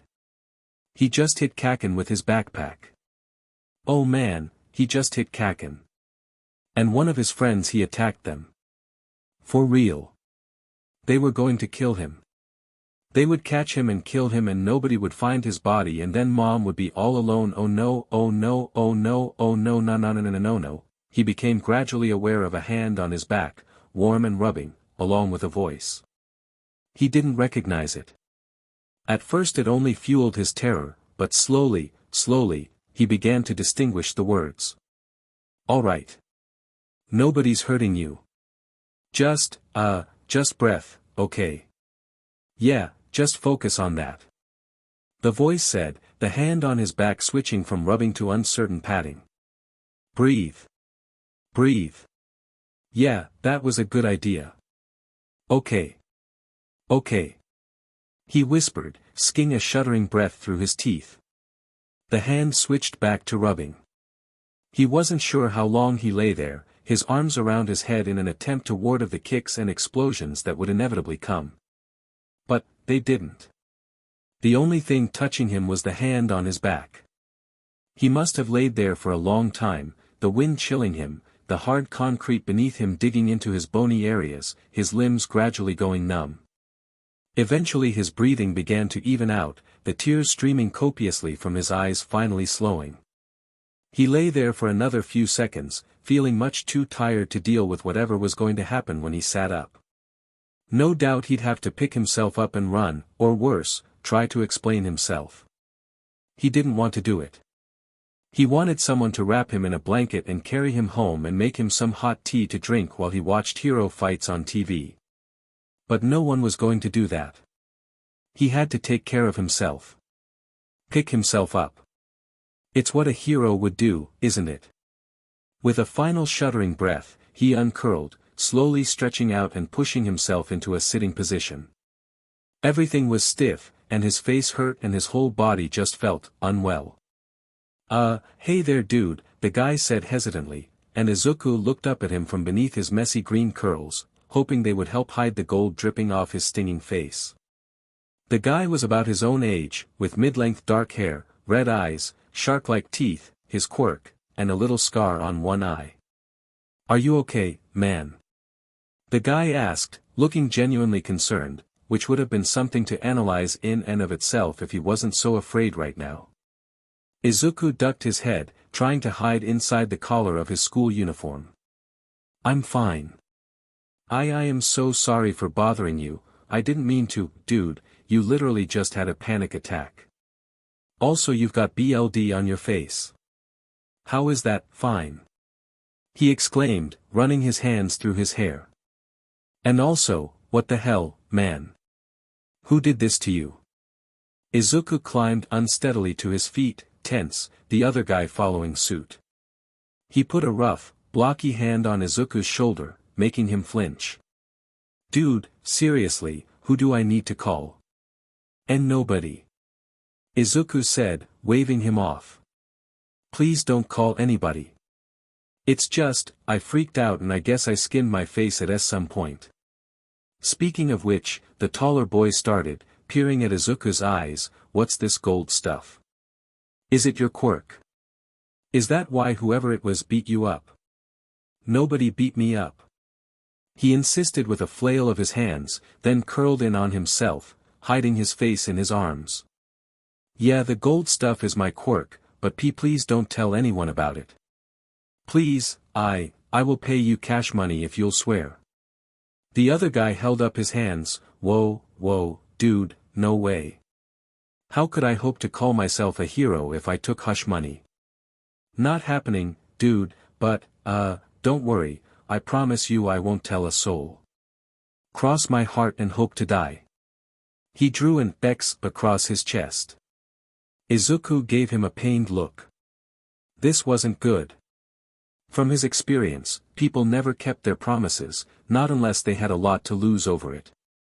And this guy had no stakes in this. But what choice did Izuku have? He could threaten him, but what was threatening about a trembling kid with gold all over his face and shirt? No, there was nothing he could do except hope and pray he kept it to himself, and try to disappear as soon as possible. Wait, did he just say, hero? Izuku immediately wanted to ask him about that, about his quirk and what hero school he was going for and what his hero name was going to be, but the words wouldn't come, and the sound of his backpack cracking against Kacchan's skull wouldn't stop echoing in his own. A shudder rippled through him. No, stop. Stay in the now. Focus on this. Figure this out, and then figure out the rest. One problem at a time. He let out a shaky breath, oh okay, just let me get my. He reached behind him, heart dropping as his hand closed up empty air. Oh no. Oh no. He shot a glance over his shoulder in panic, needing visual confirmation of what he already knew was true. Oh no. He'd left his backpack back there. His homework, books, hero analysis notebook, even his phone was in there. He tangled his fists in his hair. First the stressful, fear-filled day, then the hitting Kacchan while almost spilling his secret, then some random stranger sees his quirk, and now his backpack.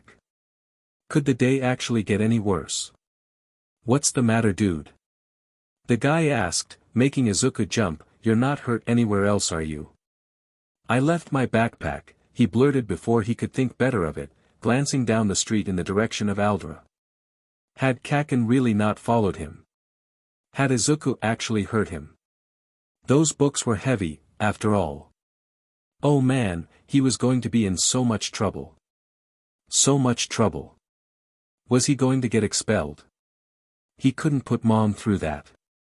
He was so useless. She'd be so disappointed in him. Your backpack. Important stuff, huh? The guy asked, following his Izuku's gaze. He clenched and unclenched his fists for a few seconds, a thoughtful look on his face. He straightened. How dangerous was the guy? Izuku wiped his face with his sleeve, biting his lip at the pain. He won't be there anymore. He never sticks around long. And not that there was anybody to begin with. The guy gave him an incredulous look, dude, it's alright, you know. And you don't have to come, if you don't want to. I mean, I'll come, Izuku murmured, eyes on the ground. There was a thin layer of gold, tainted with BLD, by his feet. Great. I have to come. He clenched his fists.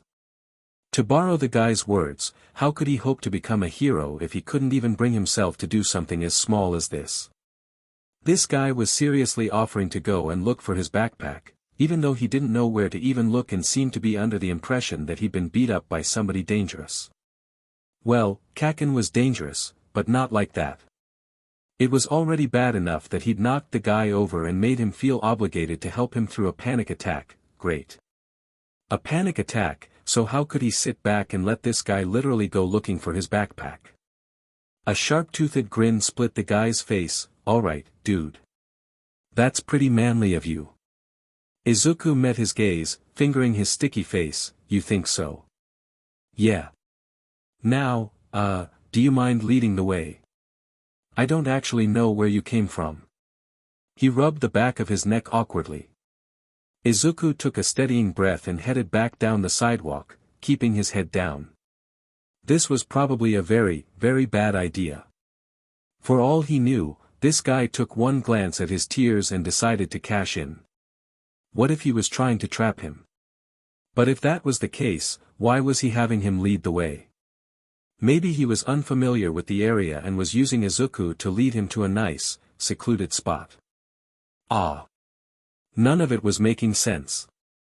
Why had he helped him? Why was he doing this? Maybe he should just run for it while he had the chance. He'd have to come up with a story before he got home, and he'd have to be able to outrun this guy, but he was starting to feel really tired from all the stress and, well, running. But, did you say you were going to be a hero? He resisted the urge to clamp his hands over his mouth as the quiet words escaped unbidden.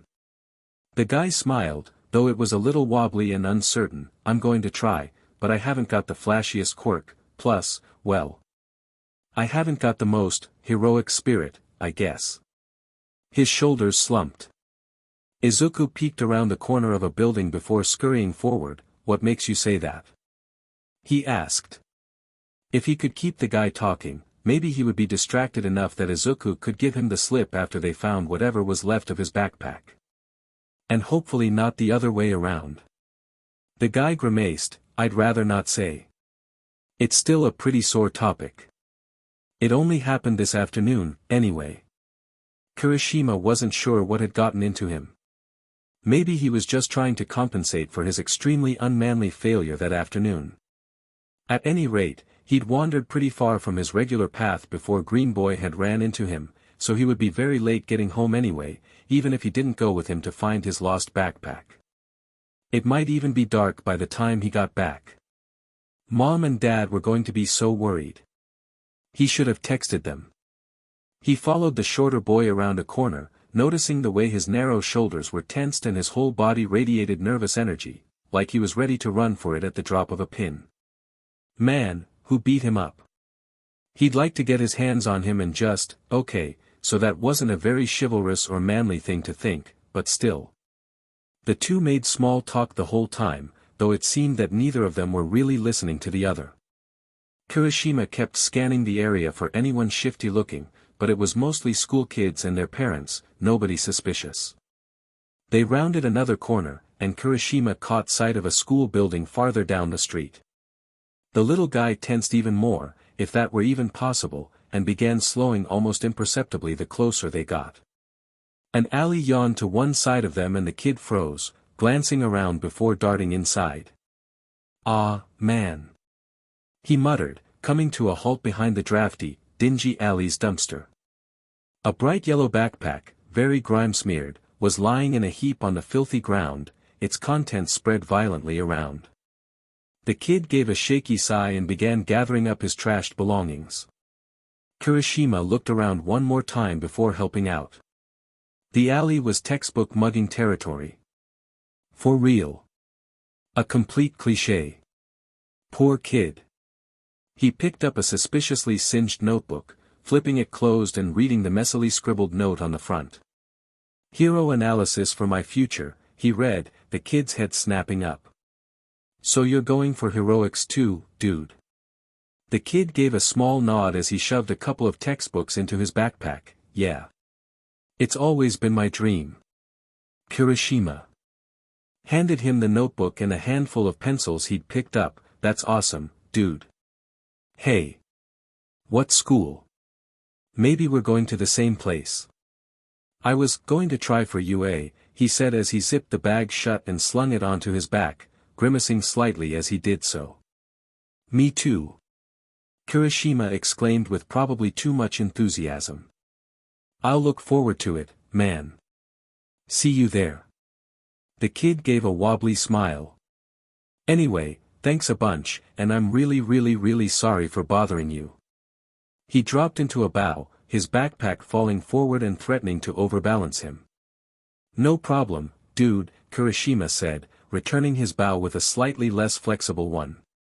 Are you good walking home? I mean, back where we met wasn't the nicest part of town and all. No. I'm good, really. He insisted, wiping more of the gold stuff off his face. Good luck with being a hero. You too, dude. He said, making finger guns at him. It was only when the kid reached the alley entrance when the thought struck him. Wait a second, dude. He called, jogging slightly to catch up. The kid tensed and turned back to him with wide eyes. I totally forgot to get your name, dude. I'm Kirishima Eijiro, by the way. His grin, which was probably not the best move when your mouth is full of shark teeth and you're smiling at a scared kid who just got mugged and had a panic attack. He touched his face again, Deku. Deku. Nice to meet you. The kid was halfway down the street by the time Kirishima stepped out of the alleyway, before he could even finish his sentence. He watched until the kid ran out of sight, then shoved his hands in his pockets against the dropping temperature and headed home. Deku, huh? Definitely an odd name. Or maybe a nickname. That was probably it. Kirishima turned in the opposite direction, walking a few feet before taking off running. If he could learn to run half as well as Deku, he'd have a foot in at UA, for sure. That was a good idea, actually, running. It would really help with hero work. He smiled as the first drops of rain splattered across his face. Chapter 8 Izuku stood in the hallway, dripping wet from the rain that had chosen to pour from the heavens during his mad dash for home. Mom gave a soft gasp, and he looked up past his dripping curls to see her standing in front of him, hands clasped over her mouth and tears in her eyes. Oh, Izuku. She whispered, her voice trembling. What happened? Are you okay? Oh, baby. She rushed forward and wrapped her arms around him, heedless of the water soaking his clothes. What happened, Izu baby? You've got G-gold everywhere, there's BLD on you. Oh, Izuku. Did the makeup not work? Oh, baby, I'm so sorry. He let his head fall forward onto her shoulder. The makeup was perfect, Mom. And I'm okay. Really? You don't look okay. You look like you got run over by a truck. She cried, pulling back but keeping a firm grip on his upper arms. What happened? No, first let's get you out of those clothes and get you cleaned up, okay? Shaky determination shone in her eyes, making Izuku feel both proud and, kind of like a loser. All day, other people had been doing things for him, or to him, in Kacchan's case, first that Kirishima guy offering to get his backpack and now Mom having to be the strong one. His jaw clenched briefly, but he didn't have the energy for much self-loathing. His shoulders slumped. Yeah. That sounds good. Izuku sat on a stool by the sink, dressed in a pair of fresh, clean pajamas. He was tired, okay. His curls damp but no longer plastered to his head as Mom dabbed at the raw scrape on his face with a warm washcloth. It stung, but he didn't make a sound. He could at least do that much. Mom retreated to the sink, rinsing out the rag and warming it again before she continued dabbing. Oh, Izuku, she finally said, switching to the other cheek to work on some of the dried gold. She bit her lip. Did anybody see? No, he sighed, not meeting her gaze. Some of my classmates almost saw, and that's kind of why I freaked out and I ended up falling and scraping my face. She gave him a sharp frown, it's an awfully deep scrape for having just fallen down, baby. He hunched his shoulders. He didn't want to lie to her. He really didn't want to, but what else could he do? If he told the truth he could ruin Kacchan's future, make things even harder on himself, and end up with a huge headache of a mess. Well, maybe he could mostly tell the truth. With a heavy breath, he launched into a messy, hole-riddled retelling of his day, leaving out Kacchan as best he could, though not excluding the fact that he was being picked on, leaning into how his quirk was almost exposed and into the part about leaving his backpack and about that Kirishima guy helping him. Despite not wanting to, he also told her about the panic attack and how Kirishima saw his tears up close and personal. Luckily her concern about the panic attack and Kirishima was enough to keep her from delving too deeply into the fight, although it was obvious she hadn't forgotten about it. Finally, after his face was free of gold, concealer, and BLD, with his scraped cheek disinfected and bandaged with gauze, Izuku moved to the couch, flopping down with an exhausted grunt. What a day. He watched the show on TV with half-closed eyes, a pre-Quirk era anime about a blind, deaf, unfeeling boy who fought monsters despite his crippling curse and prosthetic limbs, his mind wandering over the day's unfortunate series of events and coming up with horrible, vivid imaginings of what the future would bring. It was going to be horrible. Mom was going to talk to his teachers about the fight, then she'd realize something was going on because of the way they'd talk about him, and Kacchan and the others would want revenge. He shuddered and covered his face with his hands.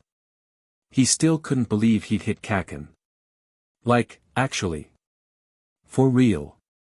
Smashed him over the head with his backpack. Maybe he should have told Mom the whole story.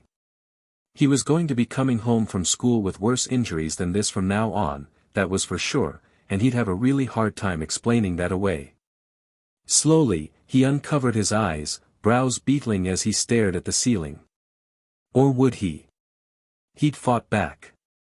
Declared war, basically, even though it was an accident.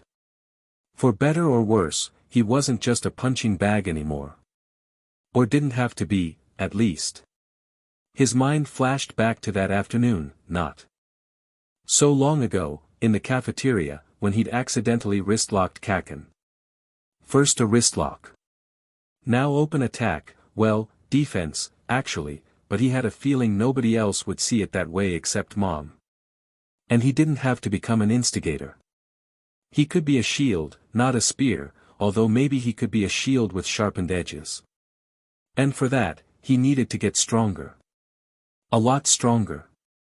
He shivered again, ignoring the TV entirely along with the delicious smell of what was no doubt Katsuki cooking in the kitchen. Was he really going to do this? This was not a smart idea, but keeping his head down and trying to disappear probably wasn't going to work anymore. But still, fighting back. Against Kacchan. He was probably in for a lot of detentions, not to mention burns, concussions, and, well. He sat up, shaking his head. He was going to be a hero, and this was the first step. There was no need to be rash about it or take Kacchan and the others head-on or anything if he could help it, he could be smart about the whole thing. That didn't make it any less terrifying, though. Eijiro sat on the edge of his bed, thinking. Now, he knew he wasn't the best thinker, and definitely not the sharpest knife in the drawer, but that didn't mean he shouldn't at least try.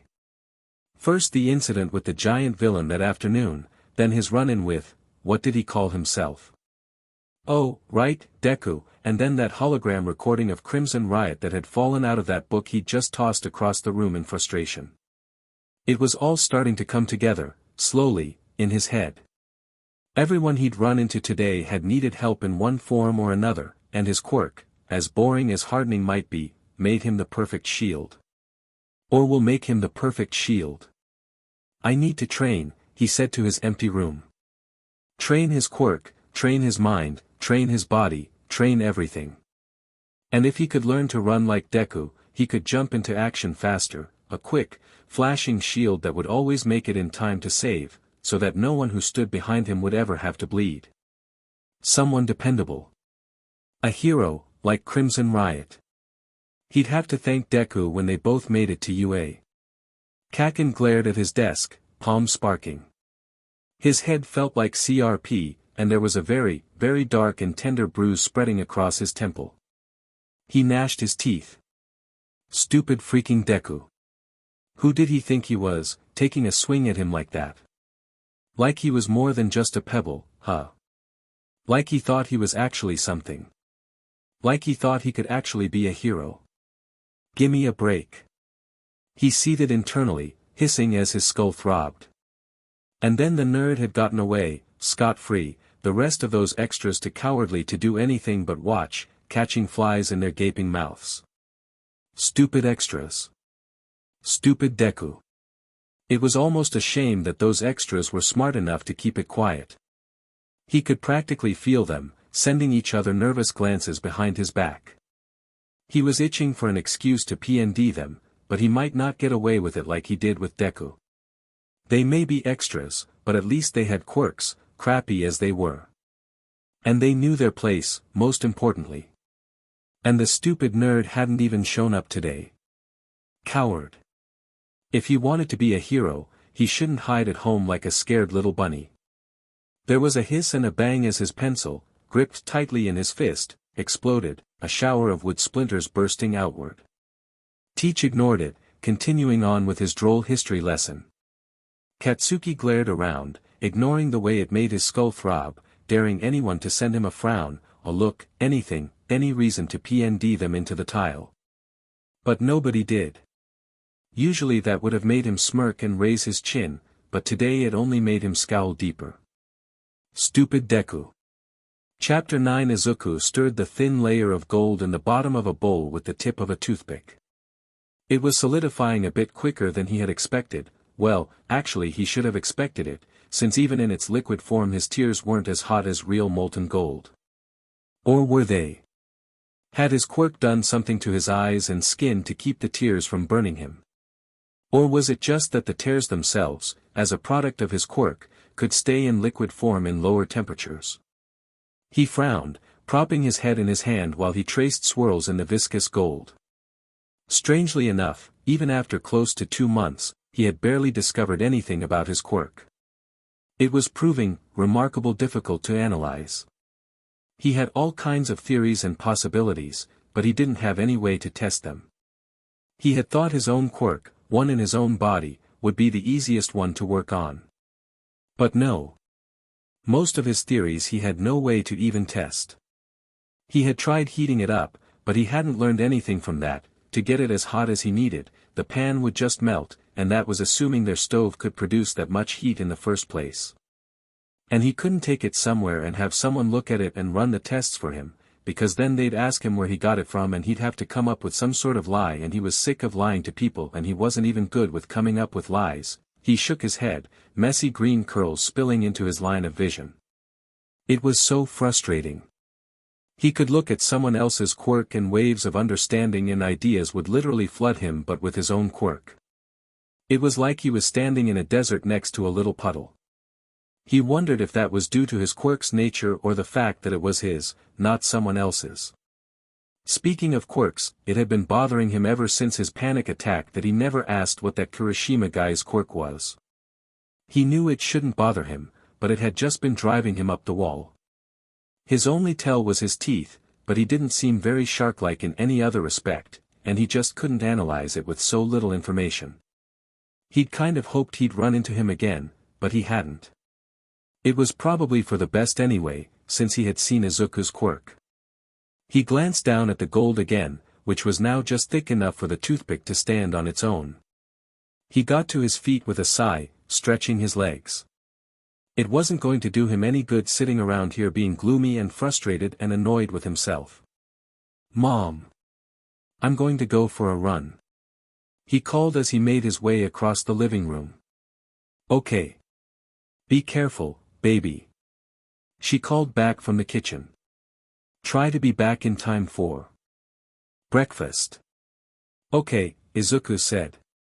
He paused by the bathroom door, considering concealing his freckles before going out, but really, who was going to notice? And he didn't like wearing the stuff anyway. He could put it on later. Shrugging to himself, he slipped into his room, grabbing a hoodie from his closet and pulling it on. The burn Kacchan had given him was completely healed now, well, except for the scarring. It didn't look like that was ever going away. The scrape on his face had left a very slight mark as well, but that one was fading slowly, fresh gold freckles emerging on his healing skin. Izuku pulled his chunky red shoes on with more force than necessary. He'd never be able to let his mom see him without a shirt, he couldn't wear tank tops anymore either. Kacchan had gotten a few minutes of enjoyment, and Izuku was left with something that would probably haunt him the rest of his life. His vision blurred as he stepped out into the hallway and he paused, frantically wiping his eyes with his sleeve. It wouldn't do having someone see his tears, no matter how angry or frustrated he was. He blinked, looking around the hallway. It was lit, albeit dimly, but for some reason he felt like he couldn't see very well. Did his tears affect his vision? That would make sense, although he hoped it wasn't true. He headed for the stairs, pushing thoughts of his fight with Kacchan from his brain by distracting himself with his quirk. It seemed like his tears must have some effect on his ability to see as he found himself squinting as he made his way down the stairs, footsteps echoing hollowly in the empty stairwell. By the time he reached lobby on the ground floor, however, his vision was back normal. So it must not actually damage his vision, just obstruct his view, which made sense since his tears were opaque now. A cool breeze hit him as he stepped out onto the early morning street. Just the faintest gold light was beginning to streak across the horizon. He shivered, did a couple of stretches, and took off running. His stamina had been increasing rapidly since he'd started his get ready for UAB strong enough to face Kacchan if necessary fitness regime. His strength too, although that might just be his imagination since he'd only been doing this for 2 months. Every exhale released a puff of steam into the air as he ran down the sidewalk, cool air streaming around his neck and through his hair. Running was probably his best skill right now, since he'd actually had to practice it almost every day since he was 4, but he still found himself amazed every time he reached one of his target destinations in what felt like no time at all. Today, his destination was Takoba Beach. According to the internet, it used to be a really nice place, but over time it had become a literal dump. He'd first discovered it about 6 years ago when he'd been trying to tag along with Kacchan and his friends, but had forgotten about it until he went for a run a few days after the fight. But he wasn't going to think about that right now. Interestingly enough, even though it seemed like the perfect place for homeless, delinquents, and drug dealers to gather, every time he'd gone, it was always completely deserted. It did smell pretty awful, a combination of rotting garbage and dead fish, but after a few minutes you started to adjust to it. Kind of. Izuku slowed to a stop at the edge of the refuse heaps, bracing his hands on his knees and catching his breath.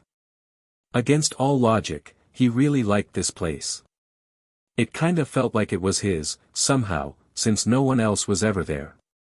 It was a safe place, if you ignored the broken glass, rusty metal edges, and teetering piles of broken and worthless things that could fall on you at the slightest gust of wind. Izuku laughed, a clear sound that carried in the crisp air. Kacchan would think it was fitting, one more piece of garbage in the dump. But enough of that. Having caught his breath, he began clambering his way over the tops of broken chairs, appliances, literally everything you could imagine. After about 10 or so feet, he dropped onto a patch of sand where a natural path had formed between the heaps of discarded junk. Over the past few weeks, he had been clearing some of the garbage, making a little hollow deep in the maze. It was pretty fun, actually, plus it got him out of the house more. The exercise was good for him as well. He could already feel the difference it was making. He felt healthier and, interestingly enough, happier too. He reached his little hollow. Most of the sand was clear, for the most part, of small, sharp objects. The garbage walls were pretty sturdy too, the only thing left before he could expand was a huge refrigerator lying on its side that he could barely budge. He crossed his arms, looking down at the huge appliance. It was a nice place to sit, actually, and he'd spend a lot of time on it. So he kinda liked it for that reason, but it was becoming increasingly irksome. He couldn't call this area cleared until he moved it, but he couldn't. Not yet. He wasn't strong enough. The fridge had slowly become a symbol of his progress toward becoming a hero. When he was able to move it, he'd know he was stronger. That he was making progress. He'd been focusing on his strength for the most part. Learning more of those control maneuvers was something he really knew he should invest in, but he didn't have anyone to practice with. Well, he had Mom, but the maneuvers hurt, and he couldn't stand to use them on her. Izuku crouched in the damp sand, anchoring himself as best he could as he threw his weight against the fridge. Despite his impressive grunting and groaning, the fridge barely moved. Maybe an inch or two, but that was it. Grah! He growled, shoving himself back to his feet, damp sand kicking against his breathed legs. The sound of the breeze blowing above the garbage maze, he was well protected from it inside his hollow, sounded haunting, like ghosts or ghouls or something like that, if you believed in that sort of thing. Maybe that was why no one ever came here. He frowned down at the fridge, then glanced up. The sky was rapidly lightening. He should probably head back. Breakfast would be ready soon, if it wasn't already, and he needed to get his freckles concealed before heading to school. Embarrassing as it was, he had gotten pretty good with the, well, makeup. Signing, he picked his way back across the rubble, and upon reaching the pavement he paused to empty as much sand from his shoes as he could, then took off running for home. There were more people out and about now that the sun was up. This was why he preferred running at night. Multiple times he found himself slowing down or having to practically dodge people whose eyes were glued to their phones or were too bleary to pay attention to anything. Plus Izuku had a tendency to get distracted by people's quirks and not watch where he was going, either. Case in point, he almost plowed into a very, very large man with enormous horns twisting from his bald head as he emerged from his doorway. "Oh. Sorry, sir." He called back to him, picking up his pace a little. The man glared at him for a second before apparently deciding that one small, green-haired kid wasn't worth the bother. He was panting heavily, a deep burning in his lungs, by the time he made it back to the apartment building. Several people passed him on the way up the steps and he had to force himself not to stare at their amazing quirks. One woman had scales. They didn't look like fish scales, and they were kind of gray in color. Dinosaur. Or was it a dragon quirk like the pro hero Ryukyu? That would be so cool. If it was a dragon quirk, could she do other dragon-related things like breath fire? Did she have claws? He hadn't noticed. He pushed open the door to his apartment, kicking off his shoes in the doorway and hurrying to the kitchen. "Sorry, Mom. I got a bit distracted," he said as he slid to a seat in front of a single plate. He clapped his hands together, said a prayer, and dug in. "That's all right, baby, just remember to be careful out there. I was getting worried. There are a lot of ne'er-do-wells out in the early morning," she said, emerging from her bedroom, still dressed in her apron and home clothes, he noticed. He swallowed a mouthful of egg and rice. "No work today." She sat down across from him with a small huff. "They're having trouble with the plumbing at the office, so I'm not going in for another hour or two. I'll have to work late, so I'll make you dinner and put it in the fridge before I go." "Thanks," he said, hurrying through his meal. When he finished, Mom took his plate despite his protests and sent him off to take a quick shower before he left for school. Right. School. School had become kind of a gray zone for him these days. He definitely didn't like it, was even afraid of it, though not as much as he used to be. Things had been changing gradually since that day in the cafeteria, and even more so since the fight. Well, Kacchan still picked on him as badly as ever, even more so even, his lackeys as well, but really only when Kacchan was spearheading it. But after he'd armbarred the kid with the finger quirk in the hallway one day after he insulted Mom, something about how she must be genetically flawed and horrified at herself for producing a quirkless, useless Deku, the other kids had started mostly leaving him alone.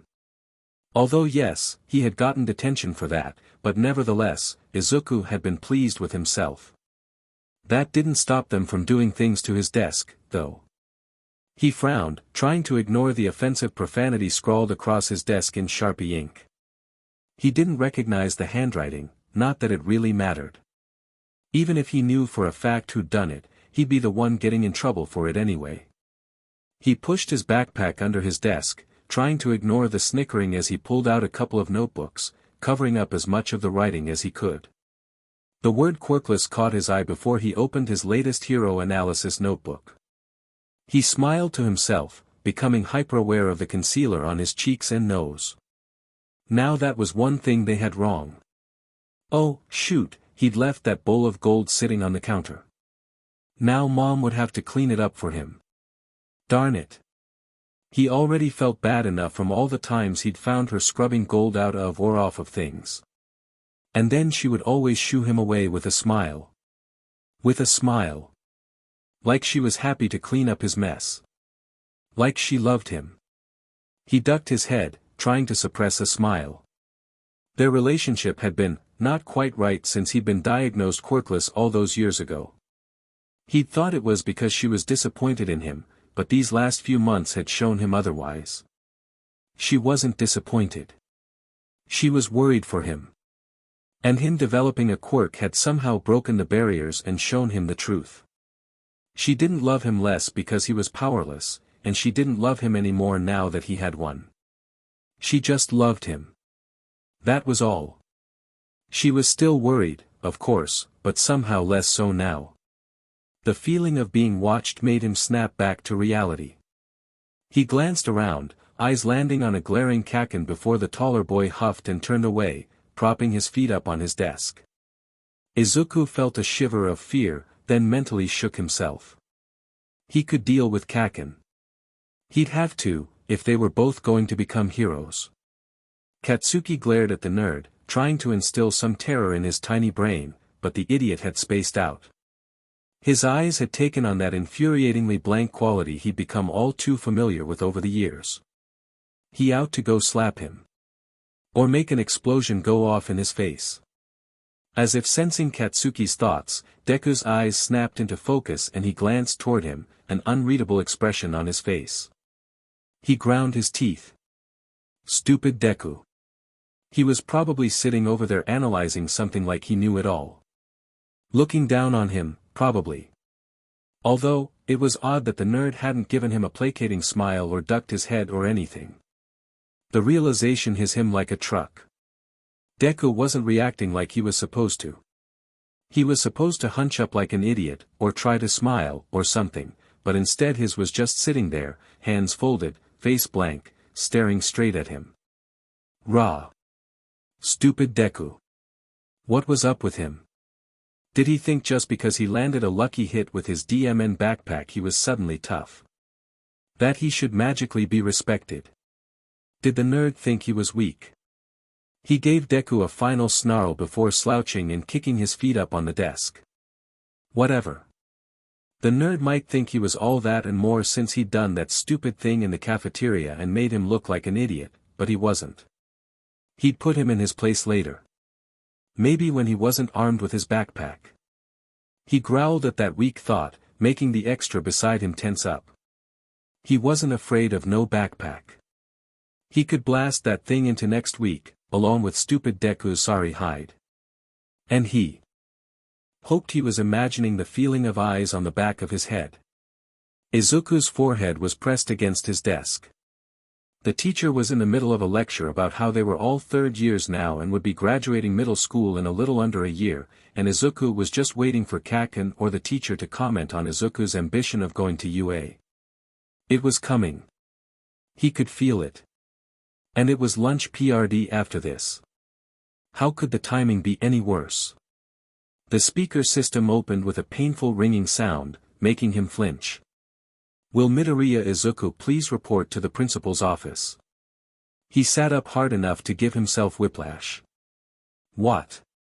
Him. His mind kicked into overdrive, trying to think what he could have possibly done. But, he hadn't done anything. Unless this was about the graffiti on his desk, but he didn't think they'd call him for that in the middle of class. He looked up to see the whole class watching him, a sea of amused and/or condescending faces. Even the teacher was giving him an annoyed look. His face burned. He scrambled out of his seat and fumbled for his backpack, mumbling an apology as he was chased out of the room by their unfriendly gazes.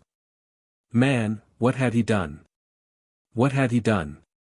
Or maybe he hadn't done anything, they just decided they didn't want to bother with a quirkless kid anymore and they were going to throw him out. But he only had year left. Wouldn't it be easier to let him finish than just throw him out now? Or maybe this was for hitting Kacchan over the head. But that was almost 2 months ago. And he thought his old friend would have too much pride to tell anyone about that. But what if he had? He was their prized student and future hero alumni after all, and it seemed like something they'd do, get him in trouble for something he hadn't even meant to do. The empty hall seemed to stretch endlessly ahead of him as he trudged toward his inevitable doom. No matter what was going to happen, it wouldn't be good. Maybe he'd have a reason to use his quirk again tonight. Izuku didn't know what he was expecting when he pushed the door to the principal's office open, but it certainly wasn't a police officer and a pro-hero, sitting like naughty children in front of the principal's desk. He froze, unbreathing, wide eyes darting from the officer, to the principal, to the hero, Kamui Woods. Kamui Woods. What the hell, what was happening? The officer stood, snatching the hat from his head and giving Izuku a slight bow. I presume you are Midoriya Izuku. Izuku forced himself to breath, but he couldn't seem to form words, so he nodded, completely unaware of the intense stare the principal was sending his way. What did a police officer and Kamui Woods want with him? He was a nobody.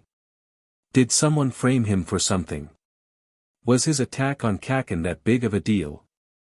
Good, the officer continued, his expression subdued, his grip on his hat white-knuckled. Please, have a seat, young man. Openly trembling, Izuku slid his backpack from his shoulders and sat hesitantly on the edge of the offered seat. His back was ramrod straight, his chest tight, his head buzzing with fear and confusion. What was going on? Why was this happening? Why was a hero here?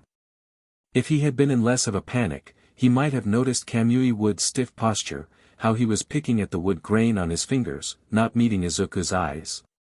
The policeman sat as well, clearing his throat, brushing imaginary dust off of his spotless hat. Young man, are you aware that there was a villain attack in Mizutafu's business district this morning?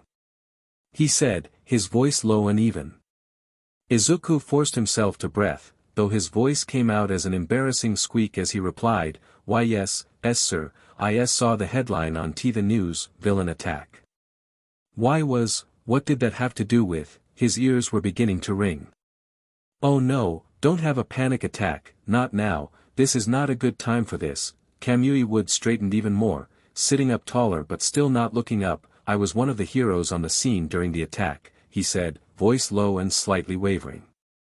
Izuku's full attention snapped onto the hero. On scene. Was he okay? Why, the hero squirmed under Izuku's gaze. During the attack, there were some casualties. Izuku stopped breathing. Finally, Kamui Woods looked up, meeting Izuku's gaze with shiny eyes. Your mother was there. I couldn't save her. I'm so sorry. Izuku's world shattered. Chapter 10. The fragments fell, slowly, tinkling like glass, sharp edges dipped in blood. Izuku's heart stopped. A shock rippled down his spine. Sound faded to muffled ringing. All feeling stopped. He stared, unseeing, into the hero's eyes. Your mother. I couldn't save her. I'm so sorry. No. He was on his feet now, swaying unsteadily, hands clenched so tightly his fingernails dug into his palms. He could hear himself sking in ragged, heaving breaths, feel the policeman's hand gripping his shoulder tightly enough to hurt. The man's face wrinkled in concern, his mouth was moving, but there was no sound. Only a loud ringing drowning out Izuku's broken thoughts. A shuddering wave of tingling pain washed through his body, pooling in his fingertips, burning. He couldn't breathe. Mom. The hero climbed to his feet as well, gesturing with his hands. He was saying something, eyes moist. But Izuku couldn't hear him. His eyes burned. And he did the only thing he could do. He ran. The world around him flashed by in lagging, broken images, refracted in the shards of Izuku's shattered world. The door of the principal's office, the afternoon light bouncing off the floor and the lockers. Flashing windows. Pounding footsteps. Ragged breaths. Pounding heart. Burning eyes. No. No, it wasn't true. It wasn't true. It couldn't be true. Mom was fine. She had been fine this morning, she would be fine tonight. She was fine. He was fine. Everybody was fine. This wasn't real. Kid. Midoriya, stop. A voice rang out behind him, slicing through the muffled, ringing silence that had wrapped around his brain. He heaved a dry sob, pressing the heels of his hands to his eyes as he slammed open the doors, bursting out into the sunlight. He felt dizzy. But it was fine. He was fine. He just had to make sure nobody saw him cry. Mom wanted to keep it a secret. He pulled his hands away and checked his palms, no gold. Good. Good. He was okay. Everyone was okay. He ran faster. Midoriya. Something hard snagged his arm and he tripped, his knees connecting with the pavement with a sharp crack. Kid. The voice was beside him now, I'm sorry, kid. I'm so sorry. Hands grasped his shoulders, gentle yet firm as he curled in on himself, his face close enough to the grimy pavement that the smell of it filled his nose. No. No. No. He couldn't see, nobody could see, he couldn't cry, he couldn't, Mom. Kid. Footsteps pounded up behind them, the instigator slowing to a stop on Izuku's other side. He crouched in the edge of Izuku's blurred vision. Blue. The police officer. Kid. Izuku dug his fingernails into his arms until he felt hot, sticky blood form beneath his sleeves, his whole body shaking, desperately holding back the gold threatening to spill down his face. He would not cry. He couldn't. Breath, kid. Just breath. In, hold, and out. In, hold, and out. There you go. I know you're scared right now, but we need you to come with us, okay? We need you to come to the police station with us. The officer said, placing a hand on Izuku's back. Izuku shook his head, squeezing his eyes shut. No. No. He didn't want to go anywhere. He wanted to go home. Yeah, home. But they probably knew where he lived, and Kamui Woods could run him down easily. Mom, the world slipped back into blurred unreality. At some point he was in a car, his backpack beside him. He was suspicious later that the hero had carried him there, then at a police station, which was lit with painfully white light. A number of officers attempted to speak to him, but he could barely breath, let alone answer. They asked him questions about his relatives, he didn't have any, then about his father. He was pretty sure he managed to tell them that Dad was in America and his name was Hisashi, but he wasn't sure afterwards. He wasn't sure of anything now. Sometime during his horrifying, shattered nightmare a sharply dressed woman arrived. Even in his numb, shocked, half-aware state she set off alarm bells in his head. His eyes never left her as she spoke to the officer that had brought him here, as she not so graciously refused an offered cup of coffee, and finally made her way over to his somewhat secluded corner. She crouched next to him, offering what was probably supposed to be a comforting smile. Hi there Izuku, she said, her straight-cut brown hair obscuring part of her face. I am Yamatsu Shikome from Child Protective Services. Are you doing okay, sweetie? Child Protective. He buried his face in the top of his backpack, bile rising in his throat, trembling uncontrollably. Child Protective Services. No, this can't be happening. He can't, the statistics, quirkless children never survive foster care, what about my dad? He whispered. He knew next to nothing about his father, other than he was of average height, had a fire-breathing quirk, and supposedly had an unhealthy gambling habit, but surely he was better than foster care. Anything would be better than that. "Oh, Mom." The woman gave him an even wider smile, all teeth, and for a horrifying second Izuku wanted nothing more than to claw her face off. Why was she smiling? There was nothing good about this. Nothing. Mom was dead and this woman was trying to send him to his death too. "Why are you doing this to me?" He whispered before he could stop himself, his voice choked. This was a nightmare, it had to be. A horrible, lucid nightmare, the worst he'd ever had, worse than any nightmare about Kacchan's explosions, or drowning, or being torn apart by dogs or watching people die but being unable to help them. But maybe he'd wake up soon. He'd wake up and it would all be fine and he'd be at home and Mom would be there and it would all be okay, it'll all be okay, but somewhere, deep inside, he knew it wouldn't be. His life was over. His world was gone. He heaved a ragged sob, pressing his face into his backpack so hard it hurt. There was a slight dampness around his burning eyes, growing slowly as his emotions fought for release. If only he were stronger, like Kacchan, then maybe this wouldn't hurt so much. Mom.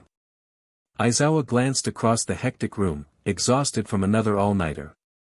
His dry, tired eyes zoned in on the small, green-haired kid curled up in an office chair, sobbing, it looked like, as a rather off-putting woman half-heartedly attempted to comfort him. Must be related to the attack that morning. Poor kid. He thought, brows furrowed, a small, almost ignorable pang of sadness in his usually unfeeling chest. He shook his head and took a swig of his coffee, adjusting his capture weapon as he left the station. He had tonight off, but maybe he'd go on patrol anyway, maybe he'd find one of the villains who were involved in the attack. Maybe he'd punch a little harder than usual tonight. Shinso rubbed his eyes, his chapped knuckles protesting at the contact. He was in the middle of a horrendous cold, but his captors, as he called them, didn't even allow him to cough. He had tried explaining to them many times over that his quirk didn't work that way, but they wouldn't listen. Didn't care. Couldn't see past the little words, mind control, printed in red ink on his documentation. At any rate, making even the slightest sound was forbidden, be it humming, coughing, or, heaven forbid, speaking. It was exhausting, suppressing his every sound. He didn't know how much more of this he could take. Not that he had any choice. Feeling another cough rising, he clapped his hands over his mouth, chest heaving as he tried to repress it. He couldn't, not entirely, but hopefully the sounds of the other kids watching TV downstairs drowned out any noise he was making. A weary, soundless sigh escaped him. This was hell. Life was hell. Actually, hell would be offended at the comparison. But there was nothing he could do. No one was going to adopt a kid with a villain's quirk, and running away wasn't an option, not anymore, not for him. He'd tried. A lot. And it never worked. He even got mugged once. That was fun. It was the only time he'd ever seriously used his quirk on someone the way everyone thought he would use it on them given the slightest chance. It was the only time since he was 4 years old that he was glad he had this curse of a quirk. So now he was stuck here, in hell, waiting for something to change, for some kind of, rescue, or something. His only real hope now was resting on his half-baked plan of getting into UA, even if he didn't make the hero course, but he had to. He had to, just to prove everyone wrong about him, it was still his ticket to a better life. Hell, at this point, if it weren't for his burning longing to prove everyone wrong about him, he probably would turn villain, just to get out of here. He flipped over onto his stomach and pressed his face into his badly worn pillow, a particularly violent cough vibrating in his sore throat.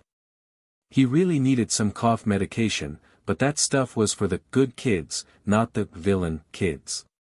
Really, why were these people fostering children anyway? They didn't like them, certainly didn't care for them properly, but there was a house full of them. He hugged his pillow tighter, brows furrowing. It'll end one day.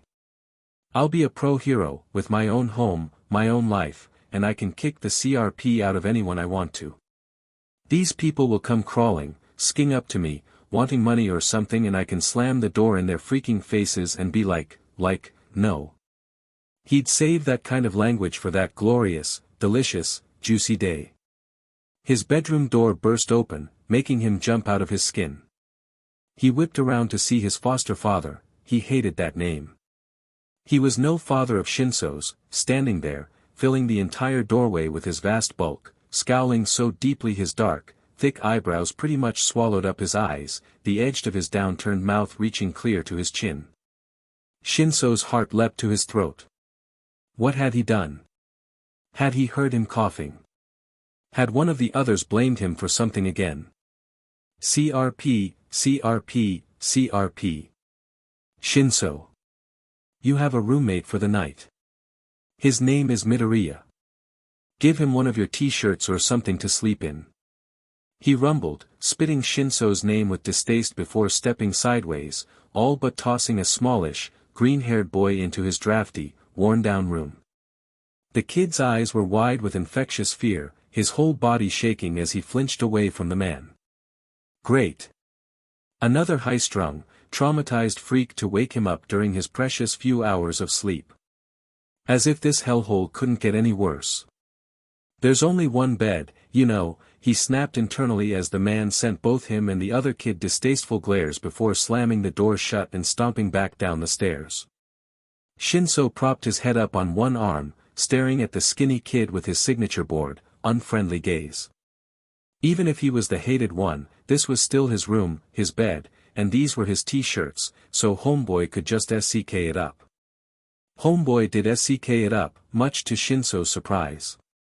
He didn't look up once as he stumbled over to the corner and dropped to the hardwood floor, curling up around his obnoxiously yellow backpack. He was still shaking, and now that it was silent again, he could hear the kid's muffled sobs. His first reaction was annoyance. Of course he was crying. Crying, everyone crying. He used to cry too, but crying was useless. It didn't solve anything, so what was the point? However, after a few minutes, a little bit of chagrin crept into his head. Judging by the kid's demeanor, this could very well be his first time in this hell, poor guy. And that didn't sound like your usual crying either. Those sobs were the real deal. The big ones. The, I'm so scared and I have nothing and nobody, how did this happen, sobs. Shinso could, unfortunately, relate. He'd cried like that too, when Mom and Dad. Shinso rolled onto his back and stared up at the ceiling. He lived in the attic, and this was more of a Western-style house, so the roof rose into a peak right above his head.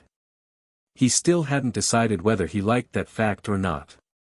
At least it was more interesting than a regular bedroom ceiling. Another sob made Shinso turn his head and eye the new kid. He stared for a long time, watching the way he curled up, so practiced, and the way he held onto his backpack like it was all he had in the world, probably was. He hated this feeling of sympathy welling up inside him. Really, what was he supposed to do? It was dog eat dog here, and this was reality. Sobbing, broken kids came through all the time, having lost everything, needing comfort only to be thrown out and forgotten forever. And besides, it was really freaking cold in here, and he only had 2 blankets and a pillow, and even that wasn't enough. But, well, Homeboy didn't even have that much. Exasperated with himself, Shinso dragged his lanky, aching body to his feet, tugging the top blanket off of his mattress. He balled it up in his arms, crossed the room and awkwardly half-dumped, half-draped it over the kid. There, he muttered internally. That's all you get, okay. The kid grabbed hold of the blanket and drew it tightly around himself, head and all, becoming a dark, misshapen lump in the corner of the drafty room. He didn't thank him, though, just continued to cry those broken, gut-wrenching sobs. Shinso briefly wondered what exactly had happened to him. Too sick to care, he flopped back onto his own bed, burying himself in his blanket in an attempt to keep warm, unable to sleep, as usual, listening to the broken sound of a shattered soul. Izuku had held on as long as he could, holding back the tears, guarding his secret. Unfortunately, shock-induced numbness didn't last forever. He wanted to scream. He wanted to tear his hair out. He wanted to rage like Kacchan, he wanted a destructive quirk like his so he could blow something up.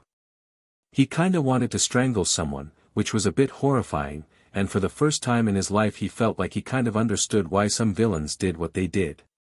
But mostly he wanted to hug someone. He'd even settle for hugging Kacchan right about now. But there was no one to hug. Nobody. He wanted Mom. He wanted her so bad he could puke, but she, and then he had been taken to this strange house full of colorless, unhappy people. Complete strangers, who don't care about anyone or anything.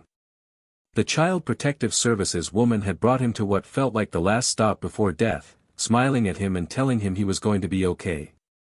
And then she had told the man and woman, the foster parents, that he was quirkless. They had smiled, fake, plastered-on smiles, full of lies, just like the brown-haired woman's, and waved as she left. Then the huge man had snagged his arm, dragged him upstairs, and threw him into a frigid, drafty room with a pale, sick, lavender-haired kid. Left him to die alone, where he couldn't scream, couldn't sob, couldn't rage at the world. They would hurt him if he did. He knew they would. He wanted to die. Then something soft, heavy, and slightly warm landed on him. He flinched violently before realizing what it was. A blanket. Out of the corner of his tear-blurred eye, he saw the kid, Shinso, the man had said, giving him a blank-eyed look before heading back to his bed. A blanket. For him. It only made him sob worse, somehow, even though in that moment, that blanket was the most comforting thing in the entire world.